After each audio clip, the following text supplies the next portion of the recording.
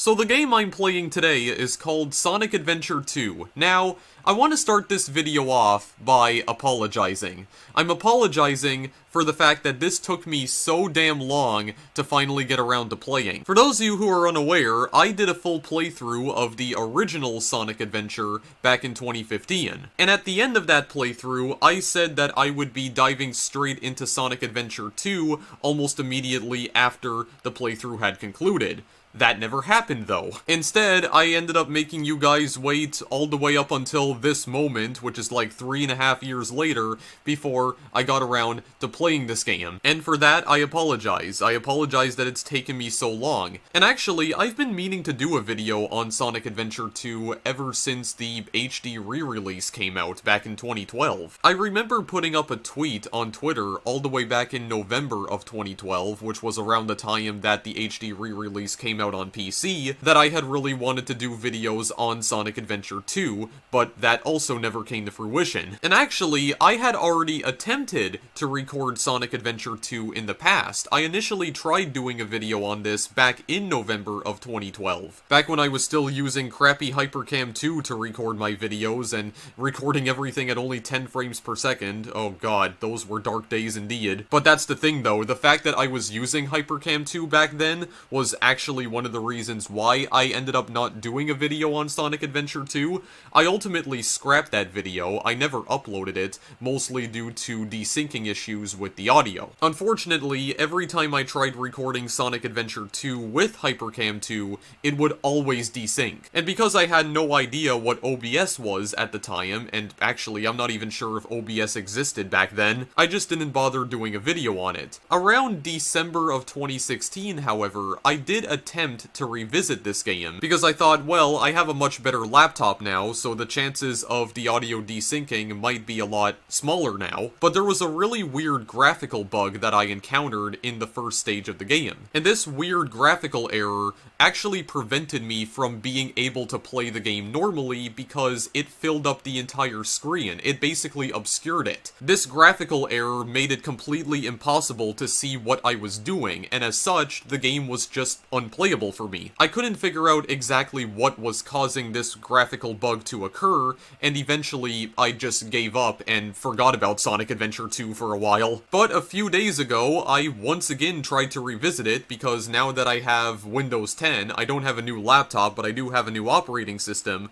I wanted to see if maybe the fact that I upgraded to a more recent operating system might have fixed the graphical bug, and surprisingly, it did. I can actually see clearly in the game now. There's no weird graphical oddities preventing me from playing it anymore, which means I can finally do a video on this frigging game. It's been 7 long years in the making, but it is finally here, guys. Now, I am going to say this. This is not going to be a full playthrough of Sonic Adventure 2. I mentioned at the end of the Sonic Adventure DX Let's Play that Sonic Adventure 2 would most likely be a full playthrough. However, this video is not going to be that. This is going to be another one-shot because, honestly, I just don't have the time or the patience to do full playthroughs anymore. What I will attempt to do with this video, however, is try to show off as many aspects of the game as I possibly can, and there is actually plenty of stuff that I wish to go over, so this video might end up being pretty damn long. But either way, I'm still really excited to get into this. Sonic Adventure 2 was one of my favorite games when I was a kid. This is one of the many games from my childhood. I used to play this on the GameCube all the time. The GameCube version of this game is known as Sonic Adventure 2 Battle, and that's probably the version that most people are familiar with. Much like its predecessor, Sonic Adventure 2 was originally released on the Dreamcast, but the weird thing about the Dreamcast version of this game is that it came out 3 months after Sega officially discontinued the Dreamcast. And because of that, I would not be surprised if the Dreamcast version slipped under the cracks for most people. I think people only really started paying attention to Sonic Adventure 2 when Sega ported it to the GameCube, which, by the way, happened only like 8 months after its Dreamcast release, so the porting process was pretty quick. So Sonic Adventure 2, despite being the sequel to Sonic Adventure does not actually follow the story of Sonic Adventure, or it's not like a continuation of its story. You don't need to have played the first Sonic Adventure game to understand what's happening in Sonic Adventure 2, and to be honest, Sonic Adventure 2's plot is about as confusing and convoluted as the first game, so you're not really gonna understand what's happening either way. I mean, Sonic's introductory cutscene in particular really just leaves you puzzled as to what the hell's going on. Sonic Adventure 2 also introduces a couple of brand new characters that would become integral to the plot of many later 3D Sonic titles. One of those new characters would eventually receive an entire game based specifically on their backstory,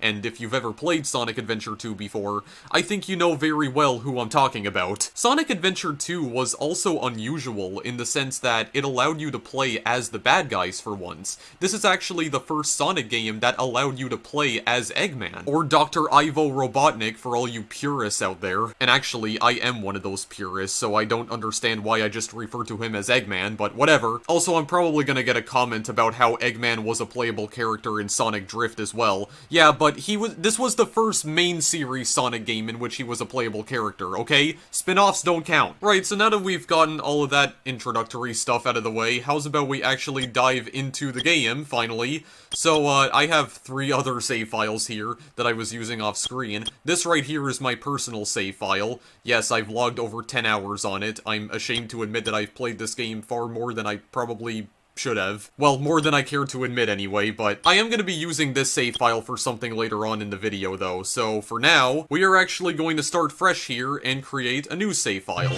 There we go. So we can create the 4 save files, so that's already one thing that is different from the GameCube version, or even the Dreamcast port, even though I've never played the Dreamcast version. I think in those versions of the game, you could only create up to 3 save files. The PC version allows you to create way more than that. So this main menu also looks slightly different as well. You have 1-player play, 2-player battle, leaderboards, achievements, help and options, download content, and exit game, which is just quitting to Windows. So leaderboards is something new that they added in the HD re-release, as are achievements. Downloadable content, basically what this is that it's actually the content from Sonic Adventure 2 Battle. Yeah, for some reason, the content from Sonic Adventure 2 Battle is now being sold as DLC, which I find kind of odd considering when they brought Sonic Adventure over to Steam, they just included all of the Sonic Adventure DX content that in the PlayStation 3 and Xbox 360 versions were also released as DLC. I don't know why they're hiding the rest of the game's content behind a paywall, because they didn't do that with Sonic Adventure 1, at least not the Steam version, but we're not going to pay attention to any of this for now. We're going to go to single player mode for now. We have story select, so we can choose from 2 different stories here. So this is not like Sonic Adventure where we can choose individual characters here. We can choose either the hero story or the dark story. So Hero Story follows the antics of Sonic, Tails, and Knuckles. They were brought back from the first game. We are, of course, attempting to save the world if we choose to play as them. But there's also the Dark Story, which allows us to play as Shadow, Rouge, and Eggman, and my phone is ringing, I'll be back. Okay, sorry about that, but yeah, as I was saying, you play as Shadow, Rouge, and Eggman. This story, if you choose to select it, will see you attempting to conquer the world as opposed to saving it. I'll show off the Dark Story later on, but for now, we are gonna tag along with the OG crew here. We're gonna go with the Hero Story, and as soon as I choose the Hero Story, it is going to load a cutscene, and I think I am actually going to shut up for the cutscene. So, let's do it.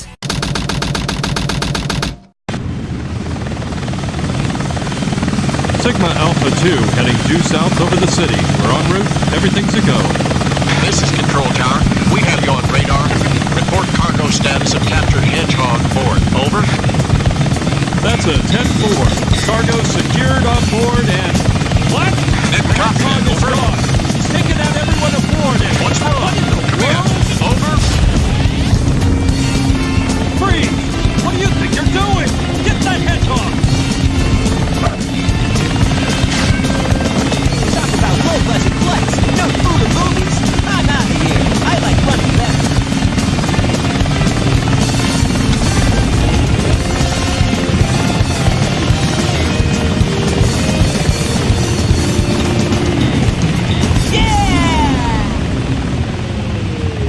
Yeah, see what I mean when I said that that cutscene doesn't make any sense? Because it doesn't explain to you how exactly Sonic got captured by the military. Which, by the way, the military in this game is called Gun. Yeah, that's extremely clever. This is definitely one of the more edgy Sonic games. But see, it doesn't explain how exactly Sonic got captured by the military. It's also funny too, because then he escapes and rips off like a giant piece of metal off the helicopter and then uses it as a snowboard. So with that being said, how's about we go and do a little bit of snowboarding? Or I guess, asphalt boarding? I have no idea, but we're gonna go to City Escape, and you're about to listen to one of the best songs in the entire game.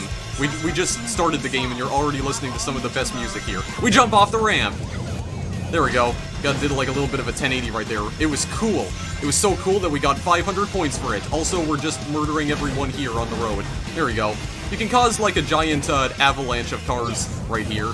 That's one of the things I always love doing in this stage in particular, just ramming into everyone and watching all the cars fly. Also, Sonic, can you like pick up some speed here, please and thank you? There we go. Oh, that was only like a 360 that time. I didn't even get the shield bubble or anything. Yeah, so that's Omochao. Don't ever talk to him because he's annoying as all hell.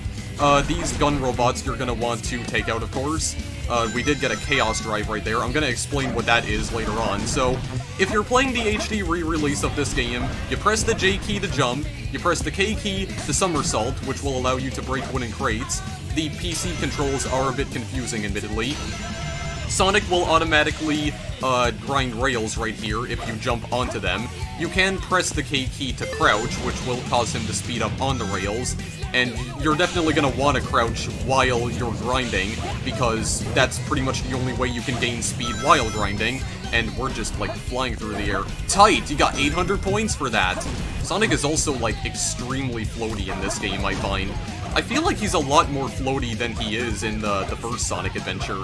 So, this crate right here with the giant Chao logo on it, that contains a Chao key, which we can use to enter the Chao Garden. The Chao Garden has been brought back from the first Sonic Adventure game, although it is obviously different in the second game. The Chao Garden is like the only hub world that actually exists within the second Sonic Adventure game, because one thing they also changed here as well is that there are no, like, hub worlds.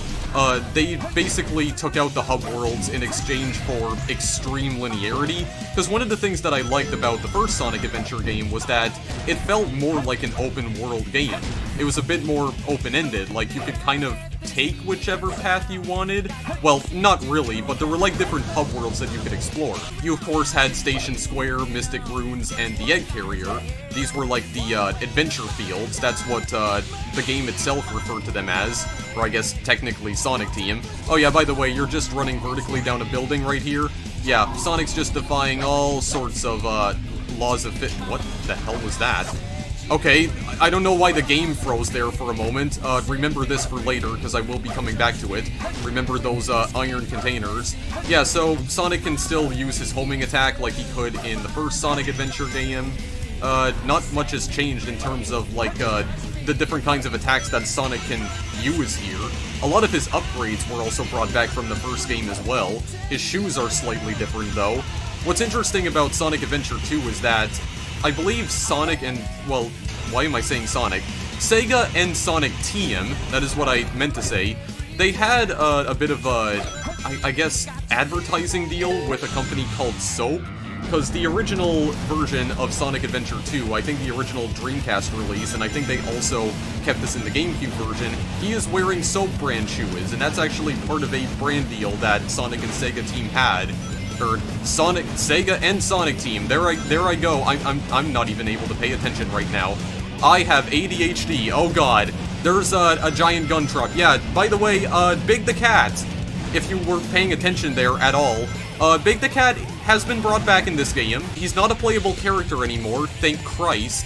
But, yeah, they have a couple of Easter eggs that they added in Sonic Adventure 2, in which you can clearly see Big running around in the background. but he just got crushed by a giant gun truck that's about as wide as the road itself. I have no idea how it's able to fit in there, but thankfully, it killed Big, and we'll never be able to see him again, and thank God, because why would we ever want to? There we go. We finished City Escape, we got an emblem from that. I should probably slow down here for just a moment. Yeah, I am actually gonna pause the game here for just a moment to explain what exactly is going on here. So Sonic Adventure 2 does not have adventure fields, except for the Chow Garden. They were taken out of the game entirely, and the only thing that you play in the game now are the actual levels. And to be honest, I'm not really too fond of that new change, because with the first Sonic Adventure game, I felt like the hub worlds made the game feel a lot more open. You know, you could kind of explore anywhere you wanted to, and you can kind of take your own path. I mean, it was still pretty linear, but there were like other areas that you could explore. Various adventure fields that you had to explore in order to actually access most of the levels. In the second game, however, they completely removed that, and now you just have the levels that you play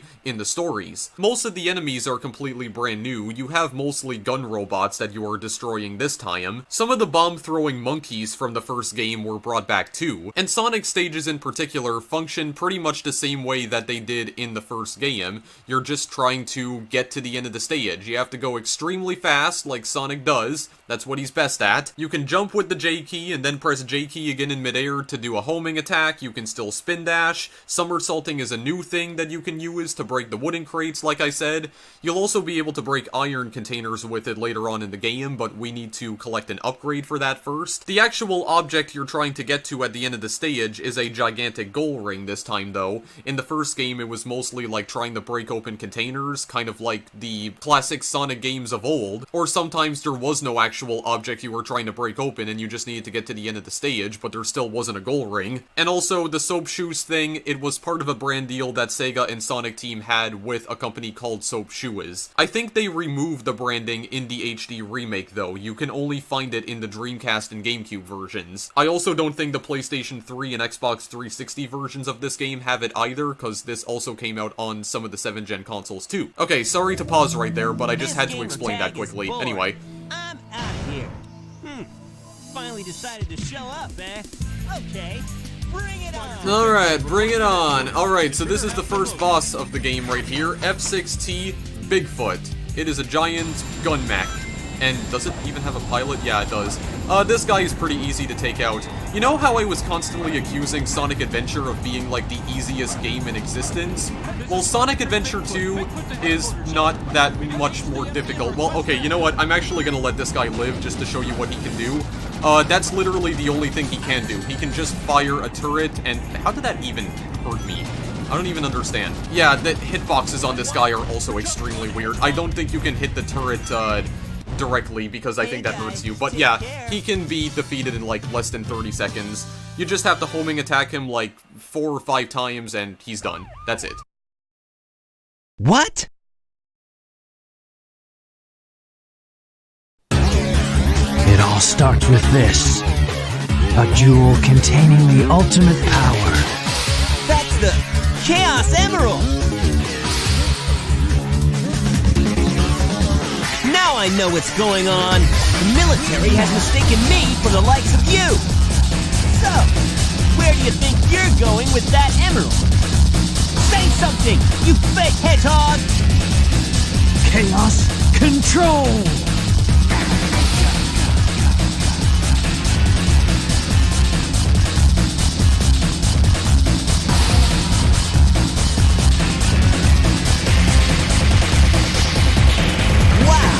He's fast! Hey, it's not his speed. He must be using the Chaos Emerald to warp. Shadow, I'm the world's ultimate life form. There's no time for games. Farewell! Shadow, what is No! Stay where you are! Keep your hands up! Not again.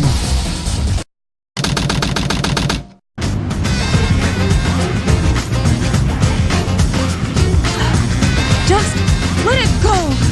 You just don't know when to give up, do you? What are you talking about? That emerald's mine. You got that? The Master Emerald contains special powers that neutralize the energy of the Chaos Emeralds. That makes it very powerful. What the? What? Me? Look who's calling who a thief. I came here following the signal from the Emerald. If I'm not mistaken, this is the Master Emerald signal. Dr. Eggman. So that's Dr. Eggman. Well, I decided to use it for something. I'll just take it with me. Farewell, Knucklehead. Not if I can help it.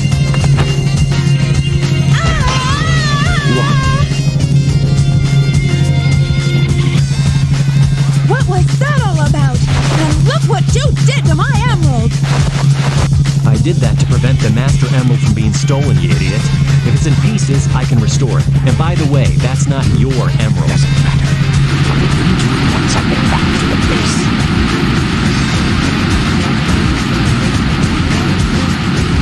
I despise anyone who takes jewels from me. All the world's gems are mine to keep. Yeah, we'll see about that, Batgirl. Alright, so there's a lot to take in there. So basically, that fake hedgehog we saw there is Shadow the Hedgehog. He's one of the new characters that was introduced to this game, and we'll be able to play as him later on. So all we know about Shadow right now is that he is supposedly the world's ultimate life form. We'll learn more about him when we play the Dark Story, though. And like I said, we will be covering the Dark Story later on in the video, because like I said, this is not going to be a full playthrough. Also, he can apparently harness the power of the Chaos Emeralds to use an ability called Chaos Control. We will also learn about that later on. As for Knuckles and that weird Batgirl being in that desert area, well, first of all, that Batgirl is Rouge, a self-described treasure hunter who wants to collect, or I guess more appropriately steal, all of the world's gems and keep it all for herself. They're fighting over the Master Emerald. Eggman comes along and tries to steal it. Knuckles is not having any of his shenanigans, so he decides to destroy the Master Emerald. And now Knuckles has to go on a journey to find all of the missing emerald pieces. So in the first Sonic Adventure game, it was Chaos's fault that the Master Emerald got destroyed, and now this time it's Knuckles' own doing. I don't recall if there is any mention of Angel Island in this game. I don't believe there is, but it's not important. For now, we're gonna go to the next stage, Wild Canyon, find 3 pieces of the Master Emerald. So, these stages work out exactly the way they do in Knuckles' stages from Sonic Adventure. Wow, I already see one over there. Okay, yeah, but this works exactly like Knuckles' stages in Sonic Adventure. How about I just go pick that up? Perfect! 2,000! Goodness gracious, you're so good at this. Okay, so if there is one thing that has been changed with Knuckles' stages, is that the Emerald Radar's behavior has been altered. So, in the first Sonic Adventure game, if you have played it, also that's a 1-up by the way, so if you have played the first Sonic Adventure before, then you probably know that Knuckles' stages has you going around trying to collect 3 pieces of the Master Emerald. The radar in the first game was a lot more accurate than it is in the second game. The problem with the radar in the second game is that it can only pick up 1 emerald piece at a time, whereas in the first game, it could pick up all 3 of them at a time. So, okay, Stone Statue Quartet. Yeah, you can also use these computer screens to look at hints as well. They kind of clue you in as to where the emerald pieces might be hidden. I didn't mean to use it there, though. Also, if you want to get a really good score, you're not going to want to use the hints at all. You'll actually receive more points for collecting an emerald piece if you use 0 hints. But as I was saying, we already have 1 emerald piece, but it wasn't showing up on the radar when, if this was the first Sonic Adventure game, it definitely would've. Okay, wait, there is actually something appearing on the radar over here. Wait, I'm jumping. I'm jumping and it's going green. There were also more colors that it could change as well. It could change from like blue to green to yellow to pink and red. The blue and pink colors have been removed. They just changed from green, yellow, and red now. Or they changed to green, yellow, and red. Okay, where is that signal coming from though? It might be coming from outside. We can also destroy those rocks as well. Sometimes they can be hidden inside the rocks too. Actually, this one might be... Is it? Okay, yeah, it definitely is, because I'm getting a signal near this rock. Yeah, it definitely was. There we go. Tight. Very tight indeed. I'm gonna just punch you into oblivion. Now, there is actually something that I would like to show off here. There's a little bit of a detour that I wish to take over this way. Yes, definitely over this way. Well, actually, first of all, another 1-up. There's a lot of 1-ups you can find here in Wild Canyon. Okay, yeah, the emerald piece is right there. But before I go and grab it, I want to show something off to you guys. So, I do believe that we can actually grab an upgrade for Knuckles right now. Actually, no, we cannot, because Knuckles does not have the ability to dig yet. Crap, I forgot about that. Okay, never mind. Just go pick up the emerald piece. There we go, we're done. Found him. The emerald pieces will spawn in random locations, so again, you can wind up in situations where you can clear the level in just like 30 seconds, especially with Wild Canyon. In fact, I've actually managed to beat this in, like, less than 20 seconds before, just because I got extremely lucky. One of the emerald pieces can sometimes appear in one of the purple chests directly behind Knuckles. That emerald piece doesn't always appear on the radar, though, when you first spawn in, so you kinda have to get lucky with it. But as I was saying, there is an upgrade that we can get for Knuckles in Wild Canyon, but we can't access it right now because we do not possess the ability to dig. We can get an upgrade later on that allows us to dig into that ancient Egyptian mural or whatever it is, and we can find another upgrade in there. We'll have to wait until Knuckles' next stage before we can grab that upgrade though, and it is going to be a little while before we get to Knuckles' next stage, so for now, let's meet up with Tails. There's no mistake about it. This must be the island. It's a secret military base that is reinforced and super strong. It's called Prison Island. I heard the news about it on satellite TV. I still can't believe that Sonic destroyed the military building or robbed the bank. Wait for me, okay, Sonic? I'm on my way. What? Hey, look, it's Amy! And Eggman, too! What's Amy doing here? Doesn't matter. I have to help Amy because she's in danger. Tornado transformation!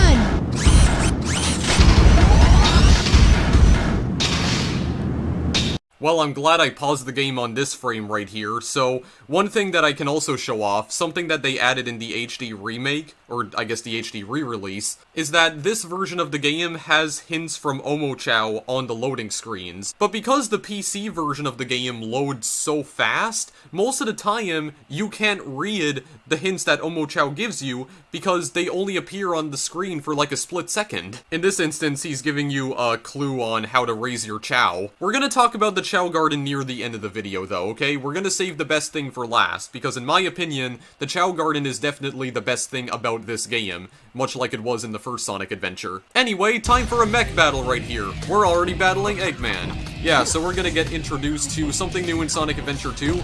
We are controlling a mech right here, so Tails has his own, and so does Eggman. Oh god, get away from me, please. Okay, there we go. So yeah, you can just, can you get out of here, please? Yeah, we kind of have, like, the equivalent of a punching glove right here. We can just sort of punch Eggman away if he gets too close to us. And, okay, yeah, there we go. He's already dead. Eggman doesn't really put up too much of a fight, admittedly. Again, you can kill him in like 20 seconds. So yes, the character versus character battles have been brought back in this game, and they're about as laughably easy as they were in the first game. Anyway, continuing on with this next cutscene. Got a lot of cutscenes here in the first part of the game. Also, I am going to talk about the mech mechanics in greater detail in just a minute, so just hang on. Wait for the cutscene to end. This time I'll let you go, but the next time we meet, you won't be so lucky. Wow, Tails, you did it! But what are you doing here on this island? I'm the one who should be asking that question. Don't you know it's dangerous here? I know, but I'm here to save my hero, Sonic. Again? Hurry! I know Eggman's up to no good again. Okay, you stay here and I'll be right back. Don't leave without me! I want to help Sonic too! Yeah, so they did bring Amy back though, but again, Amy is not a playable character. She's just a side character that tags along for the ride, pretty much. And she's about as annoying as she was in the first game, so that hasn't changed. Something I should also mention regarding the cutscenes is that very often in this game, you'll have instances where the characters are sometimes talking over each other. There are moments where there's like two characters that are attempting to talk at the same time. And if I'm not mistaken, the reason for this is because, much like the first Sonic Adventure game, the characters' lip movements are synced to the Japanese voices. So not only do you wind up with certain cutscenes where the characters are talking, but their mouths are not actually moving, as you'll see with Sonic later on, but also their actual reactions to everything that's going on around them, that's also synced to the Japanese version. They didn't fix that for the North American release, and even in the HD remake, they still didn't fix it. Anyway, let's go into further detail, or let's dive a little bit deeper into the mech mechanics right here. Yeah, so Tails has his own stages, but Tails' stages are vastly different from Sonic Adventure 1, though. Because, well, first of all, Tails is in a gigantic-ass mech. He can fire at enemies, he can actually lock onto them, and then you can just sort of, just sort of let it go and... Okay, well, let me try and give a better explanation. You press the K key, you have this little laser. So, you aim at enemies with the laser, it locks onto them, you release the K key, and it fires a barrage of homing missiles at them. And if you're able to lock onto multiple enemies at a time and kill them, you'll receive a much bigger score bonus. So, there we go, I locked onto 2 enemies at a time, I got a tiny score bonus of 100. I can do a little bit better than that. Well, let's see if if the game itself gives me an opportunity to be able to do better than that. Because there's not really that many opportunities in this particular level to rack up huge score combos or even multipliers. Yeah, so just get that guy out of the way here. Gotta pick up the Chaos Drives. Yeah, so this enemy right here, which will launch missiles at you himself, you can lock onto all of his missiles, and that will give you a huge bonus. It destroys all of his missiles and also the robot himself. So we have to knock down this gate by killing all the enemies here. Yeah, these other flying robots, you can just let them go past you. You don't actually have to kill them, they kind of just fly away from you. And they will actually fly right into a wall and disappear, because I think they actually have no collision with the walls in this game. That's Little Gorilla. We can pick up the Gorilla. These animals will also be important for something in the Chao Garden, as will the Chaos Drives. So we're going to want to pick up as many of these as we possibly can. We can only hold up to 10 at a time, though. That's the only downside, so if we pick up more Chaos Drives or more animals than that, it will essentially throw out the other Chaos Drives and/or animals that we were holding in our inventory before. So you can also see that whenever you press the K key, it also causes Tails to fire a tiny missile, which can also be used to destroy certain enemies. Most of the enemies here can be destroyed in just one hit. I don't think there is actually any enemies or like any gun robots that do take multiple hits to be destroyed, so they're pretty weak. There is like one variant of that like walking gun robot, the bipedal one, that actually has a shield, so that one can be a little bit more of a hassle to deal with. Also, these containers, when you break them, they don't actually do anything. Little tiger right here that we can also pick up as well. And these cute little animals, these containers contain absolutely nothing, or those crates. Yeah, that iron container we can also break with Tails, but we need an upgrade for that. There we go, just kill the guys over there because we actually have to. So this thing can actually target enemies from a fairly long distance away. I actually really like the mech stages in Sonic Adventure 2, and as soon as I say that, I get hurt. But in all seriousness though, I really do enjoy the mech stages in Sonic Adventure 2. That was also a gold robot. You have to kill it quickly, otherwise it'll teleport away from you, and it will never come back. They're not important for anything as far as I know, however. You know, just getting a Chaos Drive pretty much. A Chaos Drive that most of the time you can't even obtain because it's over like a bottomless pit. But as I was saying though, I really do like the mech stages in Sonic Adventure 2 when you're playing as Tails and Eggman, because Eggman stages also have him running around in a mech as well. Rolling around at the speed of sound in a mech? No. That would be kind of cool if it was able to do that though, but that's not how the mechs work at all. They're really fun because I really do enjoy games where you can just blow crap up. Okay, I'm a fan of basically any game that allows you to do that. You lock on enemies, fire a barrage of missiles at them, and just watch all the parts explode. All the debris just fly all over the place. It's absolutely great. It's the kind of destruction that I really do appreciate in my video games. Oh god, I need to destroy that guy quickly. There we go. Yeah, for some reason, when you kill the enemy himself, that will cause his missiles to despawn, which is kind of weird. Yeah, they kind of just disappear in midair. I do think there was a robot in that corner, but it seems like I already killed him. So, That's it for Tails' first stage right here. I also forgot to mention up to this point that Tails does have a health bar. That was easy. What's interesting about Tails and Eggman stages is that you actually won't die if you get hit with no rings. Tails and Eggman's mechs have a health bar, and when the mech gets hit about 4 or 5 times, then the mech will become damaged to the point where it can no longer operate properly, and you will die. You can, however, replenish the mech's health by grabbing rings, although that is an extremely slow process. But there's also various health pickups scattered across most of Tails and Eggman stages as well that you can use to replenish all your health. Of course, we can get upgrades later on that upgrade Tails and Eggman's mechs. It allows them to fire larger missiles, or their homing missiles will actually have a much bigger explosion radius, all that good stuff. But for now, more cutscenes. Huh? Amy? Keep your voice down. Have no fear. Amy Rose is here. How'd you get here? Well, if you gotta know, I caught a ride with Tails. Are you sure you don't need my help? It looks like you could use it. The reason I'm in here is because of that fake hedgehog. You mean that black hedgehog? Did you see it? Where is it now? If I tell ya, will you marry me? No way! I thought I had you this time.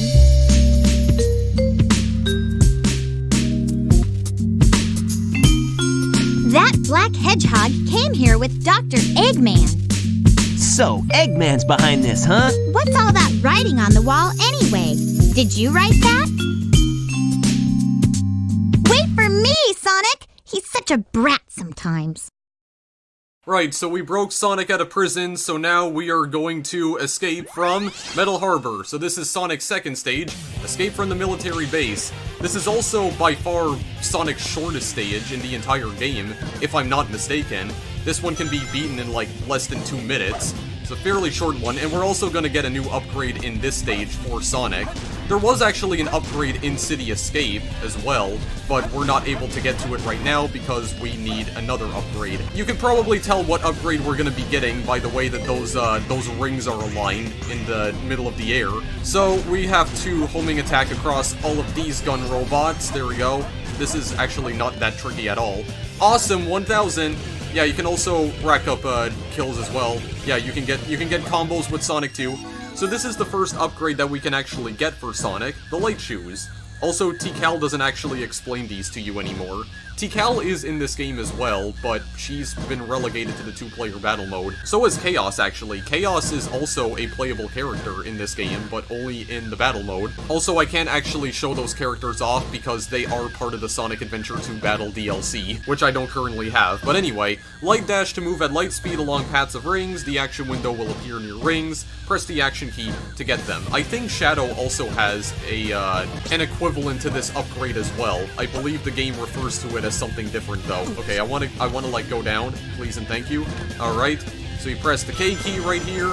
Again, if you're playing this on PC, and we can use light dash to just zoom through all the rings. We can use the rings as a path right here. We pretty much have to in order to get over that large gap. Metal Harbor is honestly one of the easier stages in the game. Well, I mean, this is only Sonic's second stage, so obviously it's gonna be easy. We need to somersault in order to get through these tight gaps right here. Yeah, and we also get score bonuses for doing somersaults through those gaps as well. I have no idea why. I guess because it just looks cool, or I guess the game thinks that it looks cool. Metal Harbor is personally one of my most favorite stages, mainly because of a little sequence that we're going to be coming up to right about now, actually. So we're just going to homing attack across these gun robots right here. Use this missile. Yes, it's this missile silo right here, this missile launch right here, that we need to get to in 15 seconds, otherwise it's going to launch without us and we are going to die. So we grab onto this right here, jamming 400, and the missile lifts off.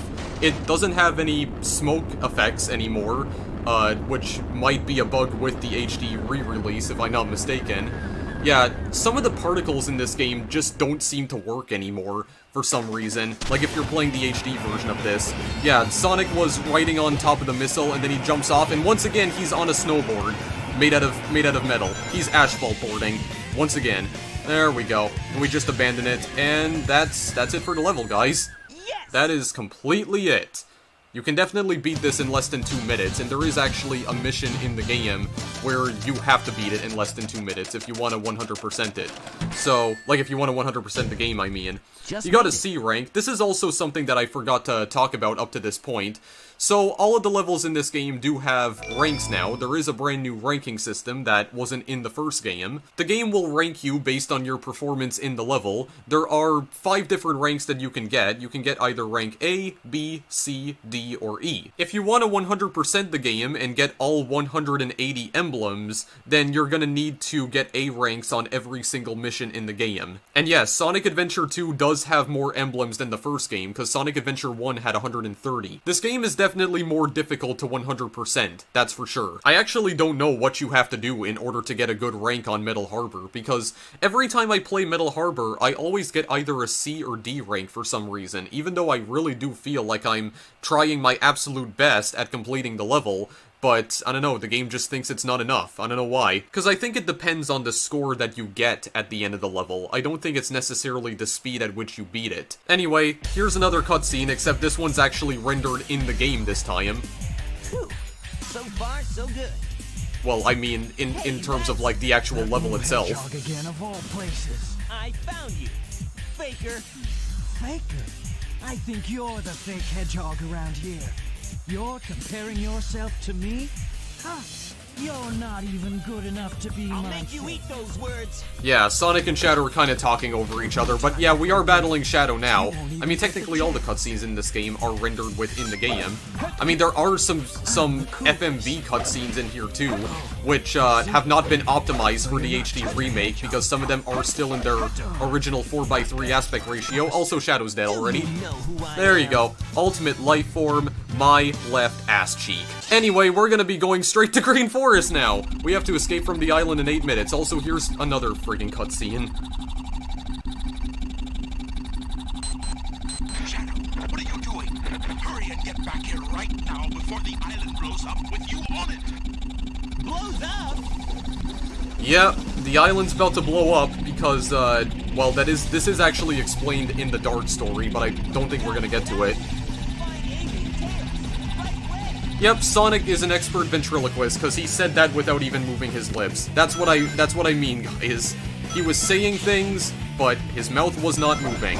There is a little shortcut that you can go up over there, but I'm just gonna take the normal route here. Yeah, so basically what's going on here is that Eggman has planted some bombs around the island. Eggman himself has planted them, and it is explained in the Dark story why exactly he chose to do this. But I don't think we're going to be able to get to it in this video, because I'm actually not planning on showing that part of the Dark story off in this video, because I don't think I'm going to have time. But basically, we have to escape the island within 8 minutes, which is actually a very generous time limit, because this level in particular is only about 2.5 minutes long. It can be beaten within that amount of time, so the amount of time that it gives you is just far too generous. You have plenty of time to get through here, okay? You are wasting absolutely no time at all. Oh yeah, by the way, yeah, just avoid that bomb right there. There are some, yeah, some ring boxes that you can get, or ring bubbles. I do want to take a bit of a detour right here, though, because I think there is an upgrade we can get for Sonic if we go over this way. Yeah, the Ancient Light. Light attack to defeat multiple enemies at light speed. Press the action key to charge up, then release to destroy nearby enemies. This was brought back from the first Sonic adventure. It's exactly the same as it was in that game. It's the same charge-up animation as well, and even some of the same sound effects. Sonic even says ready at the very end of the charge-up, but the actual animation for it does look slightly different, because Sonic used to change color completely when he used to do it in the first game. But anyway, we just gotta go. Oh my god, physics, please. I mean, one thing that does kind of make it similar to the first Sonic adventure is that the physics are still as wonky as ever.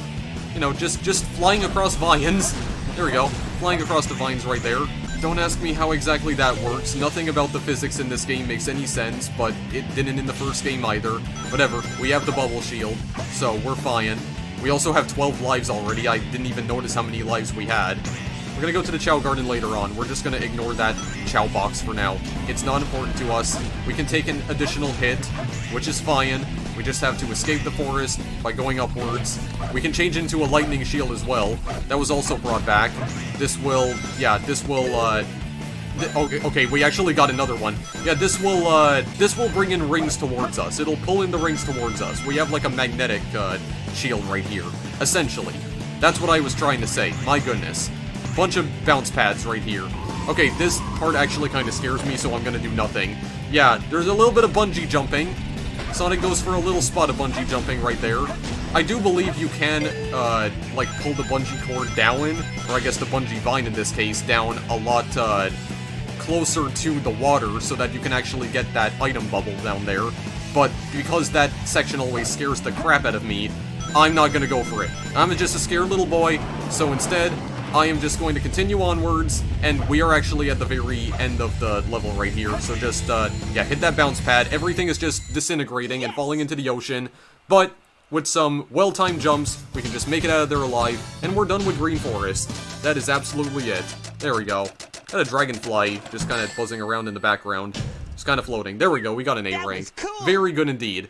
And like I said, you're gonna have to get A ranks on literally every mission in this game if you want to get all 180 emblems. Honestly, I'm not sure if it's even worth it. Yeah, so the island still explodes.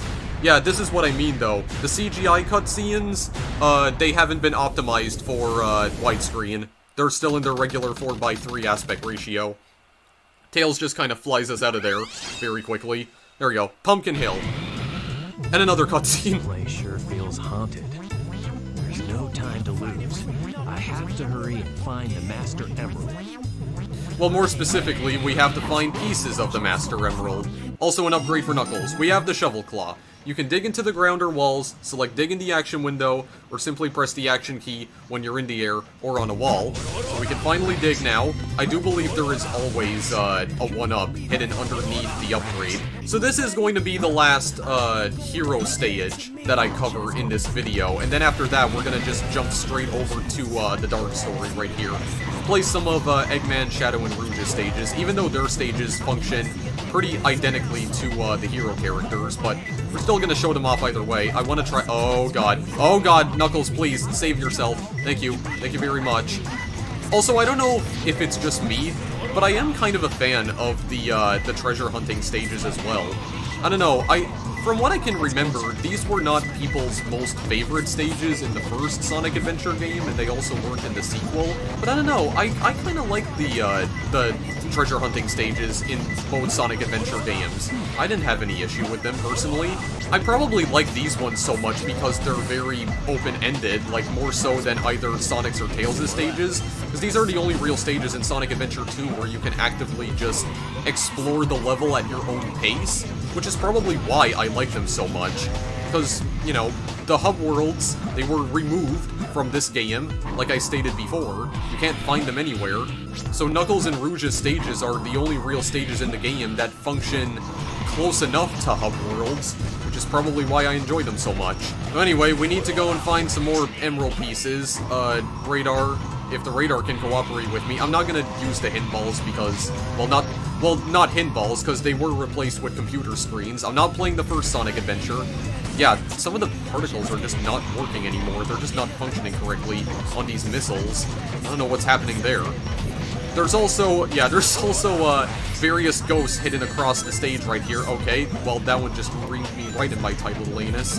Yeah, you have to watch out for the ghosts and also this ghost train as well, because they can not only grab you, but they can potentially murder you as well, like they almost did right there. Also, this camera is atrocious, much like it was in the first game, so this camera is going to be like the bane of my existence. For the remainder of time, get out of here. Yeah, you can disperse the ghosts by attacking them, though. They just disappear. Yeah, there's like no particle effects on these missiles anymore. So, right here, I want to show off these ruins. You see these ruins? Look at them. Looks familiar. Yeah, this place looks familiar. They kind of resemble the runes from Mystic Runes in the first game. Remember these for later, because now that we have the Shovel Claw upgrade, we can actually go back to Wild Canyon to pick up another upgrade, which will actually allow us to do something with these ruins. But we'll return to it in just a little bit. I probably will show it off in my other save file, actually, my personal save file, with like 83 emblems. You can also sometimes dig up skulls as well when you burrow into the ground. How you doing? You can just kind of throw them. I've had at least one instance where one of those skulls actually managed to damage me, if I remember correctly. At least I remember that happening. I don't know if it was maybe just something else, but where exactly are the emerald pieces? There can sometimes be an emerald piece hidden inside this guy right here, this robot. Doesn't seem like it was there that time, though. Sometimes it can also be hidden on these giant pumpkin faces as well. Oh, there we go. That was lucky. I got 20 rings. So yeah, this is also kind of like in the first Sonic Adventure, where sometimes you dig into the ground and you can't pick up rings or other items like shield bubbles and whatnot. But I don't really give too much of a crap about that right now, because I'm trying to find these damn emerald pieces and I can't find them anywhere. Where are they? Okay, you know what? I'm just gonna use the hint computer. Pumpkin snowman? I don't even know what that means, but I'm gonna try and find it. Oh wait, no, wait, there's already something on the radar here. Yeah, I'm just gonna use the hints, I don't care anymore. In the rocky wall. Okay, but what is it referring to when it says pumpkin snowman? Oh, is it down here? Oh, of course it's down here. Yeah, this is what they refer to when they say pumpkin snowman. Pumpkins stacked on top of each other. It's inside this wall, I think. Right around here? Yes, indeed. Okay. Good to know. Good to know, at least I managed to find it. Yeah, so these computers will only give you up to 3 hints until they become useless. At least until you find the next emerald piece. Also, the music in Knuckles' stages is just like, I don't even know how to describe it. Extreme thuggin' music. Yeah, Sonic and Knuckles' stages are like the only ones that contain lyrics. That's also what makes Sonic Adventure 2 a very unusual Sonic game. I think it is one of the only Sonic games, aside from Sonic CD, to have actual lyrics in some of the songs. I mean, I don't think Sonic Adventure had any lyrics. Well, I mean, aside from their main themes, of course. Like, I'm talking about the levels in particular. Well, actually, then again, Sonic CD wouldn't count in that regard, because Sonic CD's main theme, at least in the US, had lyrics, but the levels themselves didn't. I don't know, this is really weird. Also, it's in this gravestone. There we go. There, we're doing a little bit of grave robbing right here. We're just stealing it from a tombstone. There we go. He didn't need it anyway. He wasn't using it for anything. It normally doesn't take this long to actually beat this level, by the way. This can also be completed in like just 2 minutes, but emeralds were a lot more difficult to find for some reason. Also because I wasn't really paying attention that much. Anyway, another cutscene, and this is also another CGI cutscene, so it's probably not going to display in widescreen. Citizens of Earth, lend me your ears and listen to me very carefully. My name is Dr. Eggman, the world's greatest scientist, and soon to be the world's greatest ruler. Now witness the beginning of the greatest empire of all time.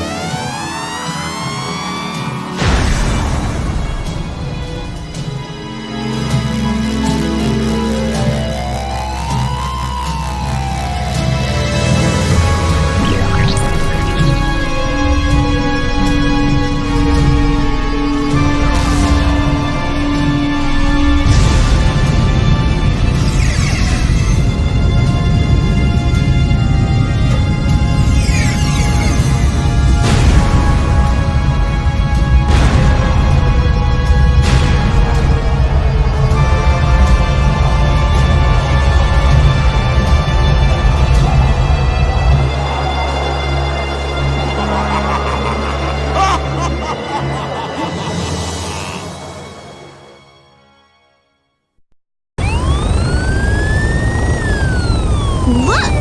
Half of the moon is gone? Eggman! Oh, that creep never gives up! But how did he manage to harness all that energy? It's got to be the Chaos Emeralds. Yeah, that's the reason they were looking for him! Tails? The Chaos Emeralds are like magnets. They have the power to attract each other. I can use that to find what Eggman is.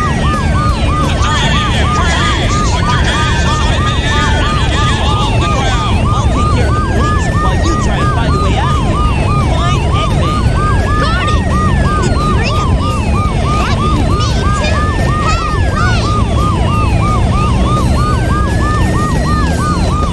So yeah, Eggman harnessed the power of the Chaos Emeralds to fire a giant cannon on an abandoned space station, and using this giant laser cannon, he managed to destroy half the moon. So you know Eggman means business, but this scene is kind of funny though, because it led to a continuity error in a later Sonic game, because the game that Shadow ended up receiving was called Shadow the Hedgehog, and I think Shadow the Hedgehog is supposed to take place on the same timeline as Sonic Adventure 2. It's meant to be a continuation of Sonic Adventure 2's story, if I remember correctly, but in that game, the moon has been fully restored, despite the fact that Eggman blew up half of it in Sonic Adventure 2. So if the Shadow the Hedgehog game supposedly takes place after Sonic Adventure 2, why does the moon look normal again? What's also funny about that is that I think Yuji Naka gave an official explanation as to why the moon looks normal in Shadow the Hedgehog. I don't remember what he stated specifically, but it was a very stupid reason. Anyway, we begin Tails' next stage here, which is called Mission Street. Elude enemy pursuit, but we're not gonna do that right now. We're gonna just exit the game for now, and we're actually just gonna move straight to some of the stages in the Dark Story. Well, I should also show you this as well. So stage select, these are all of the stages that you have managed to clear so far. You can play them over here when you've managed to clear them at least once. We don't have that many here right now because we've only beaten 6 of them, but this is where you can go and play some of the other missions. I'm gonna switch over to my other save file to show off some of the additional missions though. For now though, we're gonna play a little bit of the Dark Story to show you Eggman, Shadow, and Rouge's side of the story. So let's go! Intruder alert! Intruder alert! Security breach at Gate 3. Intruder has been located in the North Quadrant and is moving in the direction of the underground base. All units prepare to engage. Emergency battle formations. Standard battle procedures initiated. Locate and stop the intruder from entering the security area. This is not a drill. Repeat, this is not a drill. That was all. Let's take a look at what my grandfather was working on. A top-secret military weapon. The military shut down the research because they feared it. Alright, so we're gonna be starting off by playing as Eggman. We are in Iron Gate, and we are playing in Eggman's mech suit. Also, you might have noticed that that cutscene, despite the fact that it was actually an in-game cutscene, it was still in a 4:3 aspect ratio. I think I do know the reason for that, though. You notice how there's those very, like, low-quality effects that are being played over the game itself, or, like, over the in-game cutscene? Well, if you go into the game's files, you can actually find the exact movie files for those little animations. So basically, those explosions that you saw in Eggman's opening cutscene right there, those explosions are actually part of a movie file that the game basically layers over the game itself. I have managed to find the exact movie files as well, and I can show them on the screen right here, so they do actually have, like, transparency, or I guess you can add transparency to them, because they are completely black, as in the backgrounds are black, so I can kind of just show them on screen right here, and I can kind of apply the effect over the video that you're watching right now. While I'm saying that as I'm recording this video, I actually don't remember what file extension that those movie files are actually saved under, so I may have to convert them possibly, because I don't know if Vegas is going to be able to identify them, because I don't know if they're compatible with Vegas Pro. But we'll see. These iron containers I can't break right now, and I won't be able to for a fair amount of time. Break these containers in the meantime, though, and also pick up another gorilla. That also, I'm pretty sure I said main time. Those security cameras do absolutely nothing when you destroy them, so there's really not any point whatsoever. There's also a hidden area in this particular section of the stage right here. It's actually directly above us, but there's no way we can get to it right now. Again, we're gonna need another upgrade. There is an upgrade that allows us to hover, but we only get introduced to that much later on. Tails can also get that exact same upgrade as well. I'm not even sure how you're supposed to get to that platform over there. Get this level 4 security door breach, there we go, and we got our shields up. We got a shield up as well. Just gotta take the elevator ride down right here. Do need to be careful right now because I don't have the hovering, so I'm gonna have to be especially careful in the next stage, actually, because there's a lot of places where I can fall and die. well, not, I mean, Eggman's next stage. Not the actual next stage of the Dark Story, because we're gonna be getting introduced to Rouge. But anyway, we're just gonna destroy these gun robots right here. Yeah, see? When I destroy them, their bullets just, like, despawn instantly. I don't know why it does that. Whatever. Just get them out of here. There we go. Actually target them, Eggman. Holy crap. There we go. There's that health pickup that I was talking about before. We're just gonna open up these doors. Do the level 5 security door breach, which we're already committing right here. There we go. They're, like, going into full panic mode right now, so they're locking down all the gates. But we can just open them up like normal, because they're not more difficult to open than the level 1 doors. These ones, on the other hand, I am gonna have to blow up with a missile. Okay, I thought I ran into Omochao there for a moment. I got really scared. But anyway, hit that button. Gonna use the missile to just blow up all of these doors, and we are done with Eggman's first stage. There we go. That's pretty good. And then he just jumps for joy. There's also a Chao box behind us, but that's okay. Like I said, we're gonna go see the Chao Garden in just a little bit. There we go. Get that time bonus out of here. We can't just skip the time bonus. Another A rank. Good. I am the best. Very good indeed. Yeah, I'm not really paying too much attention to these emblems right now because it's really not even gonna matter. Alright, cutscene.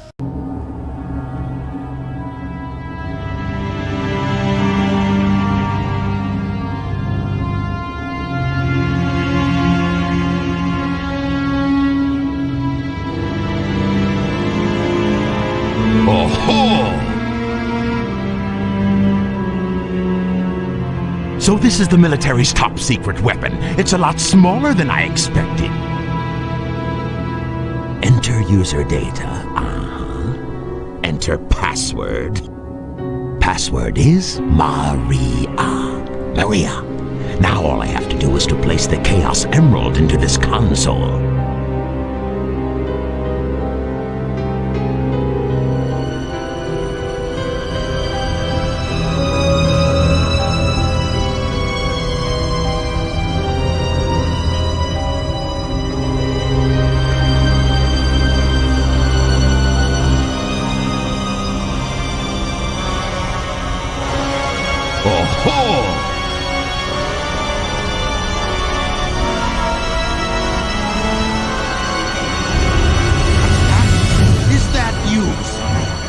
Are you trying to spoil my plans again? Wait a minute, you're not Sonic? This is impossible! My name is Shadow. Since you were so kind to release me, my master, I will grant you one wish. Now what? Behold the true power I possess.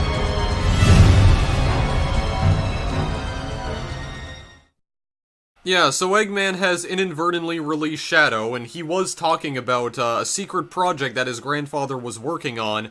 Well, the secret project was actually Shadow. It explains all of this in greater detail later on in the Dark Story. I'm not gonna say anything about it right now, because we have another boss fight. We're fighting against another gun mech. B3X Hotshot this time. And this mech in particular does have a little bit of... well, a little bit of a, what's the word I'm trying to think of? Well, it has a different attack. That's what I mean. It still has the usual, like, turret that fires bullets at you, but it has a little trick up its sleeve. That's what I was trying to say. Yeah, this thing right here, where it just kind of fires a beam of energy at you. There we go. Just causes a nice little explosion right there. So he's slightly more difficult to take out, but not by a whole lot. Because again, you can just do the same thing that you did with Sonic, and just homing attack him like 4 times, and that's about it. You can use these wooden crates to get greater height. Okay, and also I'm gonna try and see if I can do a thing. There we go, I did the thing. Very nice indeed. Oh god. I don't know if that guy can still hurt me though, when he's finally been defeated. I don't think he can. There we go. Hotshot is not so hot anymore. Also cutscene. Destroying that guard robot was spectacular! So, Shadow, you are the military's top secret weapon. But what did you mean when you said you will grant me a wish? Bring more Chaos Emeralds. Shadow, wait! I'll be waiting for you in the central control room on the Space Colony Ark. Ark?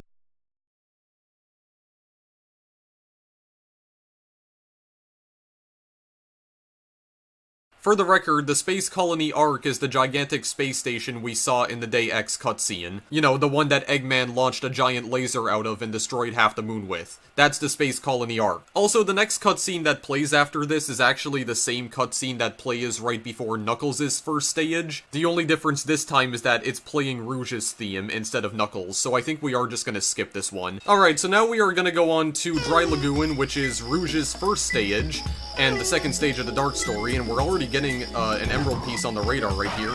So Rouge's stages function identically to Knuckles' stages. Again, you have to find 3 pieces of the Master Emerald. They're not that much different from Knuckles' stages, honestly, except Dry Lagoon looks more like a tropical oasis than it does a desert like Wild Canyon. So we have to destroy these gun robots right here because they're harassing this poor little sea turtle. Then we can ride on the sea turtle shell, and it'll actually take us to a different location in Dry Lagoon.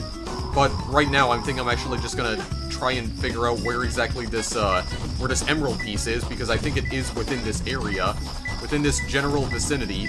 Yeah, I'm getting closer to it as I'm going up here. Oh, is it in the robot that's firing? No, it's not in the robot that's firing bombs at me. Oh wait, I see it. I see it. It's hiding amongst the steel containers right here. These are the ones that we can't break at all, whatsoever. There is a hidden secret over here, hiding beneath these iron containers. We can't break them right now, though, because again, we need an upgrade. This little pipe right here, if we press the K key near it, we can whistle, and out pops a little animal that we can use in the Chow Garden. Alright, I'm just gonna look around over here just to make absolutely sure that there is, there's no emeralds hiding over this way. Yeah, I have to be careful for these guys because they have turrets on them. Yeah, there doesn't appear to be anything over here, which means we are gonna go and ride the sea turtle, go to the other section of Dry Lagoon right here.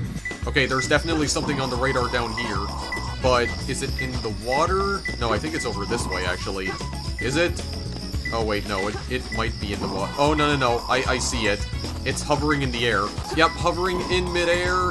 Just drop down to grab it. Oh wait, actually, that's not the correct emerald piece. That was a different one.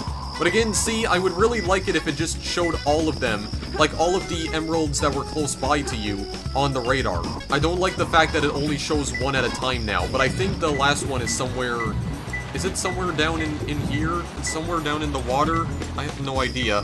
It seems like it might be in the water, because the signal seems to get stronger when I go down here. Okay, yeah, it is in the water. It's right over this way. Very nice indeed. That wasn't too bad. Also, take note of how Rouge has jiggle physics on her. Not just on her ears, but in other parts of her body, too.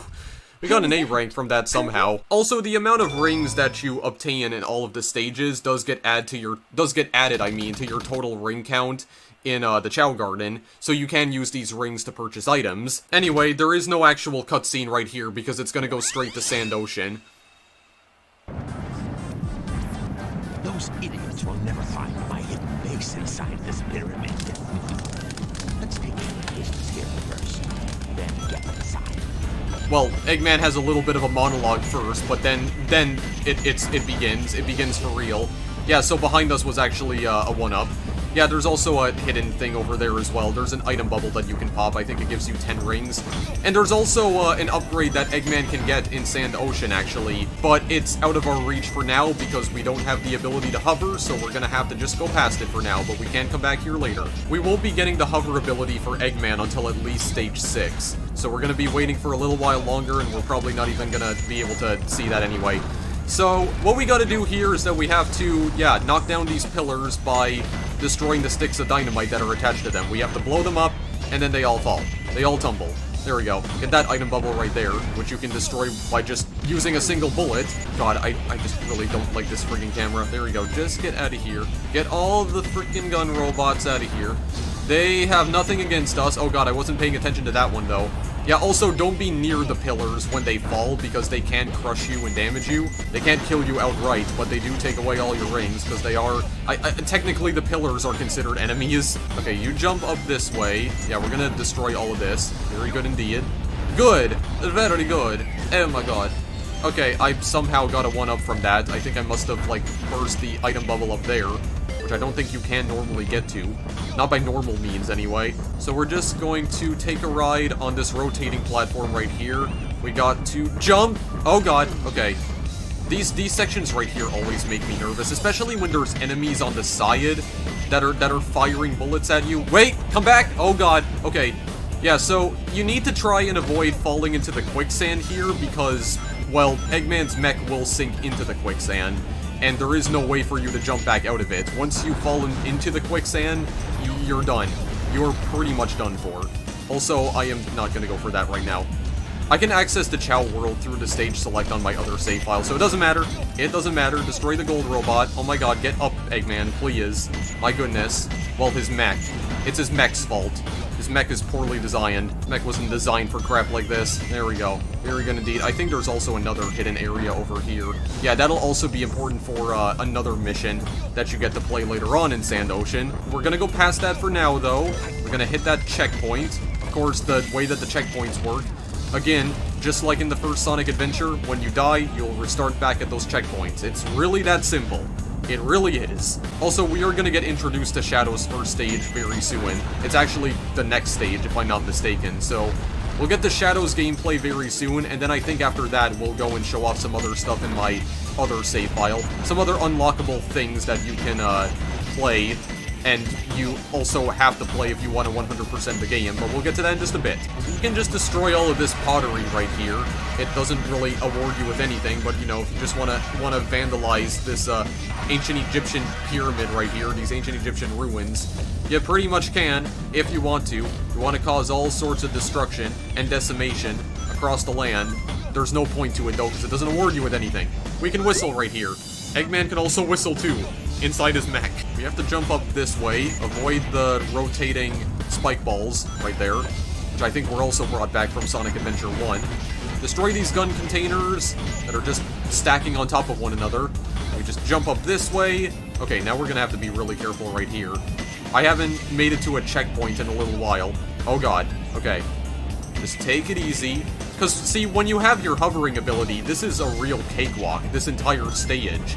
But when you play this for the first time and you don't have your hover ability, it can be kind of stressful, admittedly, like just making these jumps, because you have to time them so well. But when you finally have your hover ability, well, you can just glide over all of it. So it just makes it trivial.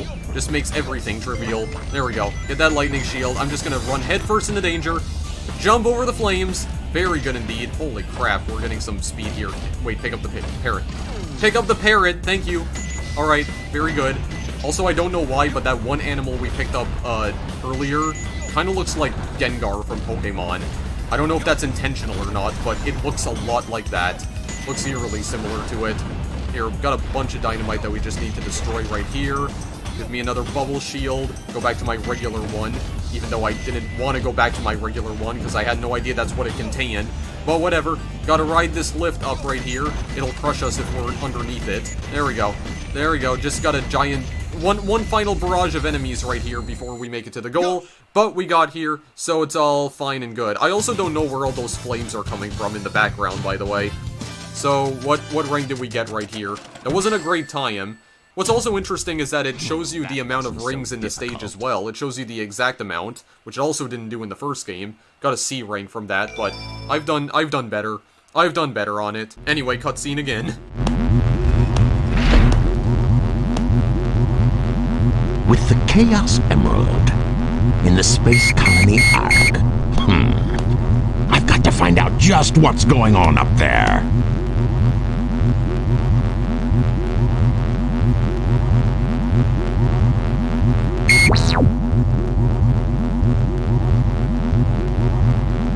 We interrupt this broadcast for an important news flash.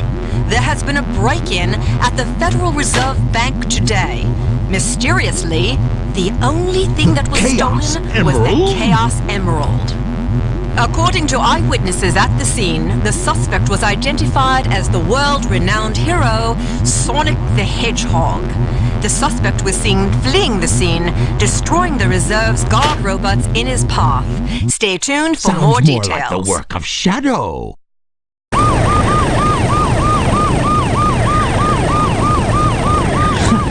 How pathetic.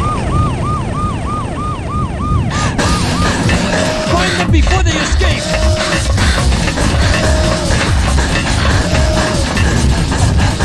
Maria!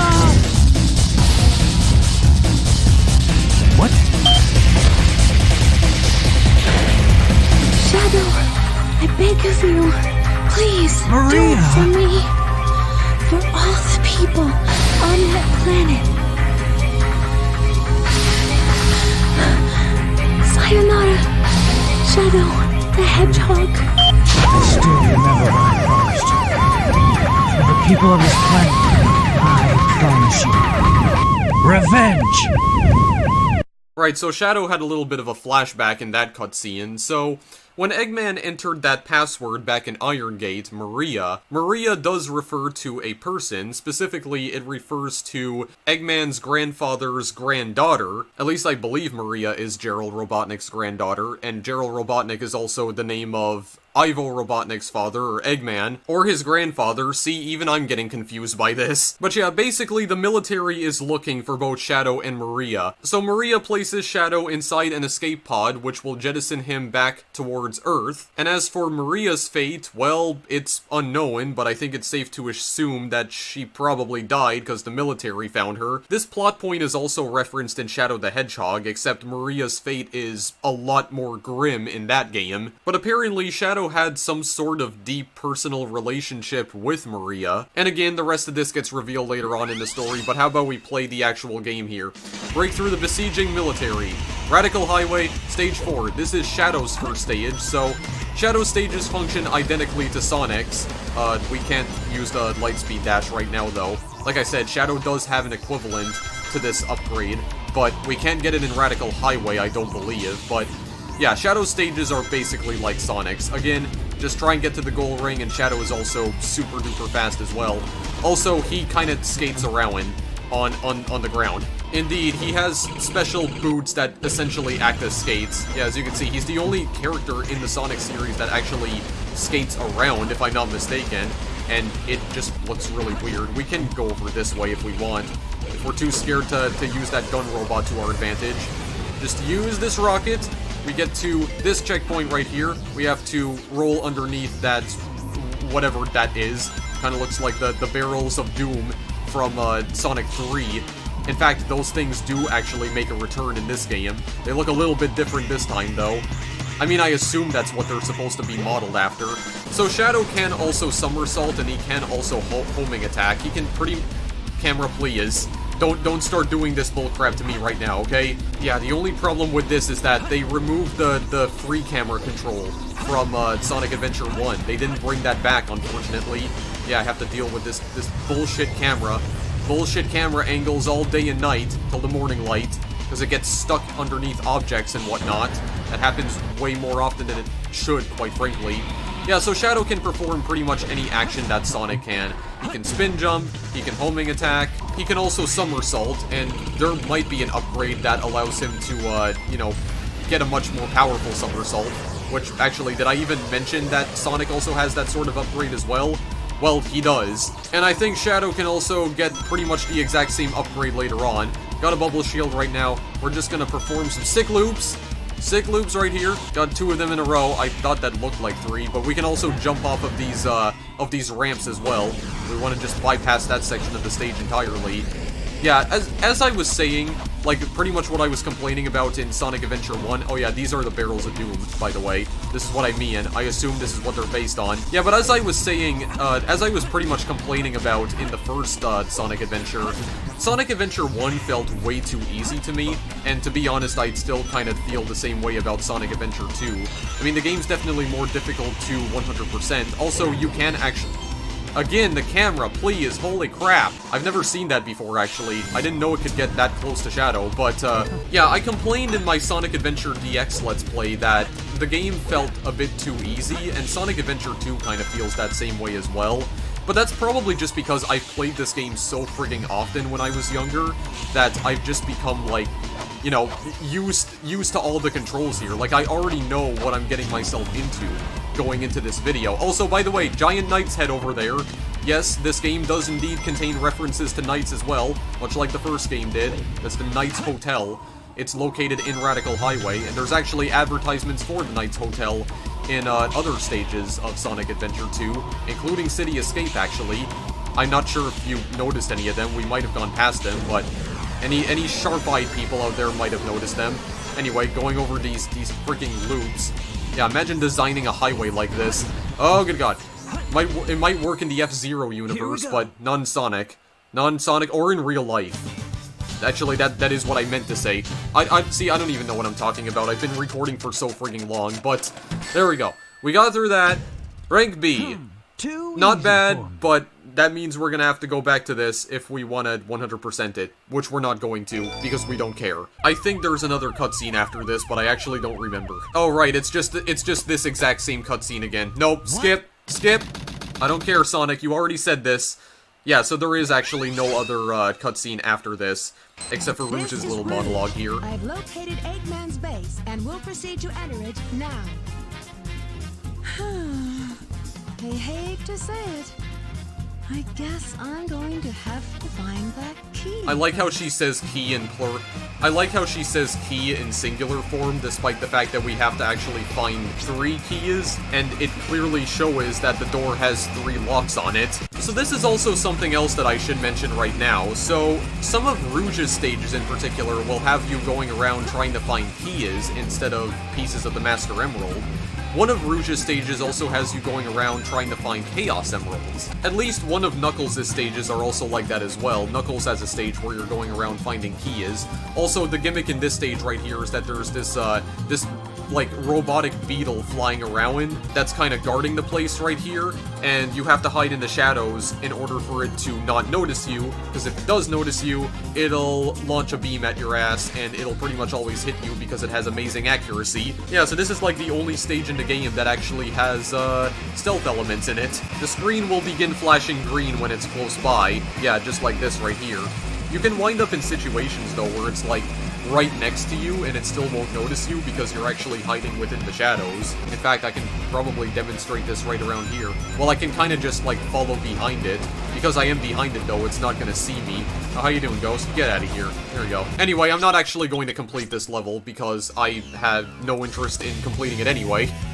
Well, I had no plans on completing it, I should say. Because what I would like to do now is show off some additional content that you can unlock later on in the game. I might as well just get 2-player battle out of the way. So this is basically a mode where, well, you can battle with a friend, pretty much. You only have a select number of characters normally, like in the base game. In order to unlock the other characters that you see in the background, you need the Sonic Adventure 2 Battle DLC, which I currently don't have. Plus, I can't really show off how exactly this game mode works anyway, because I don't have another person with me to show this off. I do know the 2-player controls for this, though, but it is basically a battle mode, where you basically kill each other. That's pretty much it. I mean, Sonic and Shadow stages are basically like racing stages, yeah, action race battle, treasure hunt race, or shooting battle with Tails and Eggman. Yeah, treasure hunt races with Knuckles and Rouge. I guess since I do know the controls for the second player, I can show this off. Yeah, we can only choose between 2 different characters right here. Yeah, they're both 5-star characters, and I think all the characters have different ranks as well. How about we go to maybe Sand Ocean? I can just show you how exactly this works. It's gonna look incredibly sad, though, because, I don't have another person to play this with me, so I only have, like, I'm using the 2-player controls myself, but the keyboard controls for the second player, okay, so plus just pauses the game.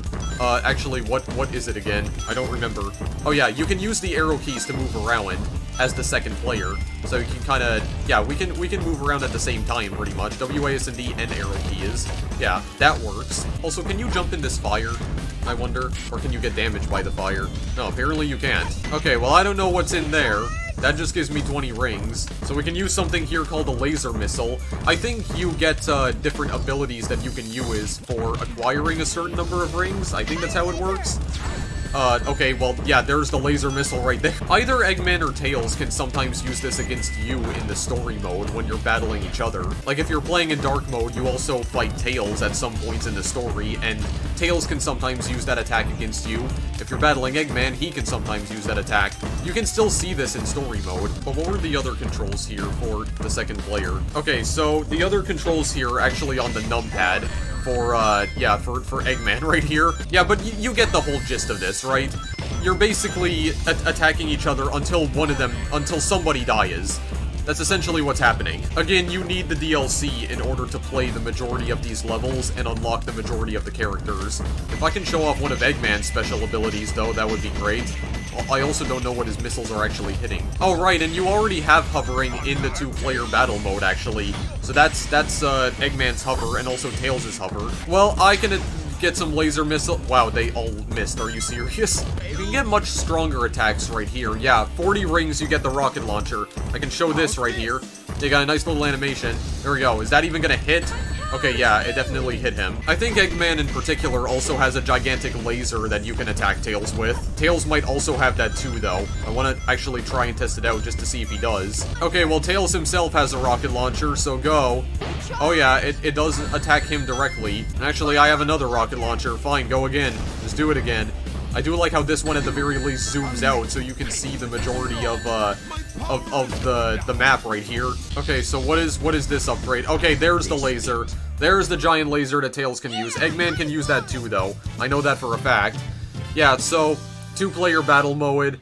Basically battling with one another. You can play as the mechs with either Tails or Eggman, or the Chow in the background. I actually didn't want to play this again. Wait. No. We're not gonna play through the remainder of that. Some of these levels are also locked behind a paywall too. Yeah, you can also play as Amy and Metal Sonic in the action race battles, and I think you can play as Tikal and Chaos in the treasure hunt races. Even in these battles as well, you can also use special attacks against your opponents, and you can straight up kill them too. If you do kill them, they just restart at the very beginning of the stage. There isn't really any other way I can show these things off without making it look incredibly sad, though. We also have Chow Race, Chow Karate, and Kart Race as well. Those are unavailable to us right now. However, if I go into Help and Options, I can go into Settings, and I can actually switch over to my other save file now. Yeah, I'm gonna switch over to my other save file now, the one that I have been using in my own personal playthrough of this game, because is this actually unlocked, I wonder?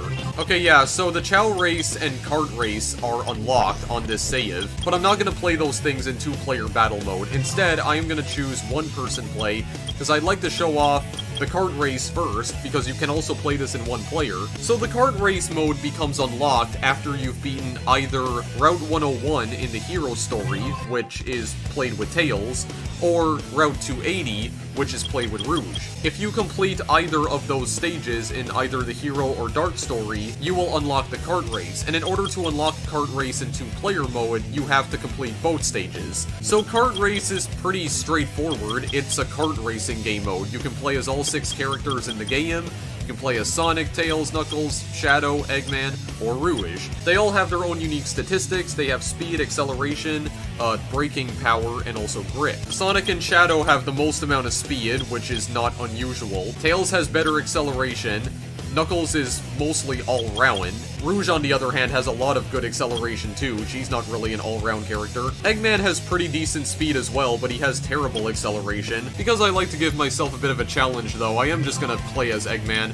I will actually show off at least one of these courses. I'm not gonna show off all 3 of them here. But you have 3 different courses that basically represent the difficulty level. You have Beginner, Standard, and Expert.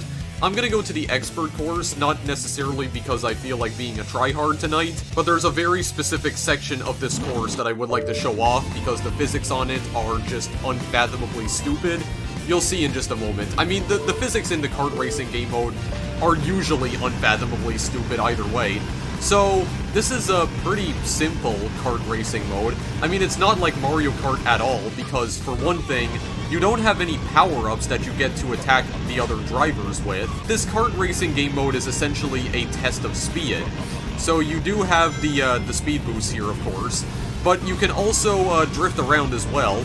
You can drift by letting go of the acceleration, which in this case is the J key, and yeah, you just drift around the turns. It makes you very it makes you like very slidey. It makes your car very slidey. I was just absolutely mesmerized by what was happening with Rouge's kart there, by the way. It was like ricocheting off the walls. I had no idea what was even going on, but that was, again, wonky physics. Just incredibly stupid physics, especially in the kart racing mode. But in order to actually be able to complete these in first place, which you need to do in order to acquire the emblems for these kart races, because yes, you do actually have to complete these kart races to 100% the entire game, but the key here is to try and drift as much as you can, because for whatever reason, it does seem as if drifting will actually cause your car to accelerate, I have no clue how exactly that works. You also want to get rings as well, because for every 20 rings that you collect, at least I think it's every 20 rings, you will earn a speed boost that you can use yourself. You can just store it and use it whenever you want or whenever you need it. Let's just go down here. Also, we need to complete 3 laps of these races as well. Yeah, try not to fall into the water, because I don't think you'll die necessarily, but you will start back at a checkpoint, or you'll start back somewhere. I have no idea where, but the unfathomably stupid physics I was talking about in particular were on those bank turns right there that you saw. Yes, this course in particular has bank turns in good old NASCAR fashion. Good old NASCAR racing right here, even though this is a kart race. And actually, I have no idea how I'm even beating this right now. I am in first place. It's generally Sonic that I have to worry about right here, because he's the fastest one out of the bunch. Normally, sometimes it's Knuckles, because Knuckles has come in first place in some of those races too.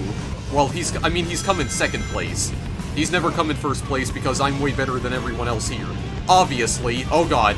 I thought it was gonna just fly off the track right there. Also, try to make sure that you don't crash into the walls at too fast of a speed, otherwise you can actually spin out, which will essentially stun you for a few seconds. So you want to just try and avoid that as much as you possibly can. Yeah, there we go.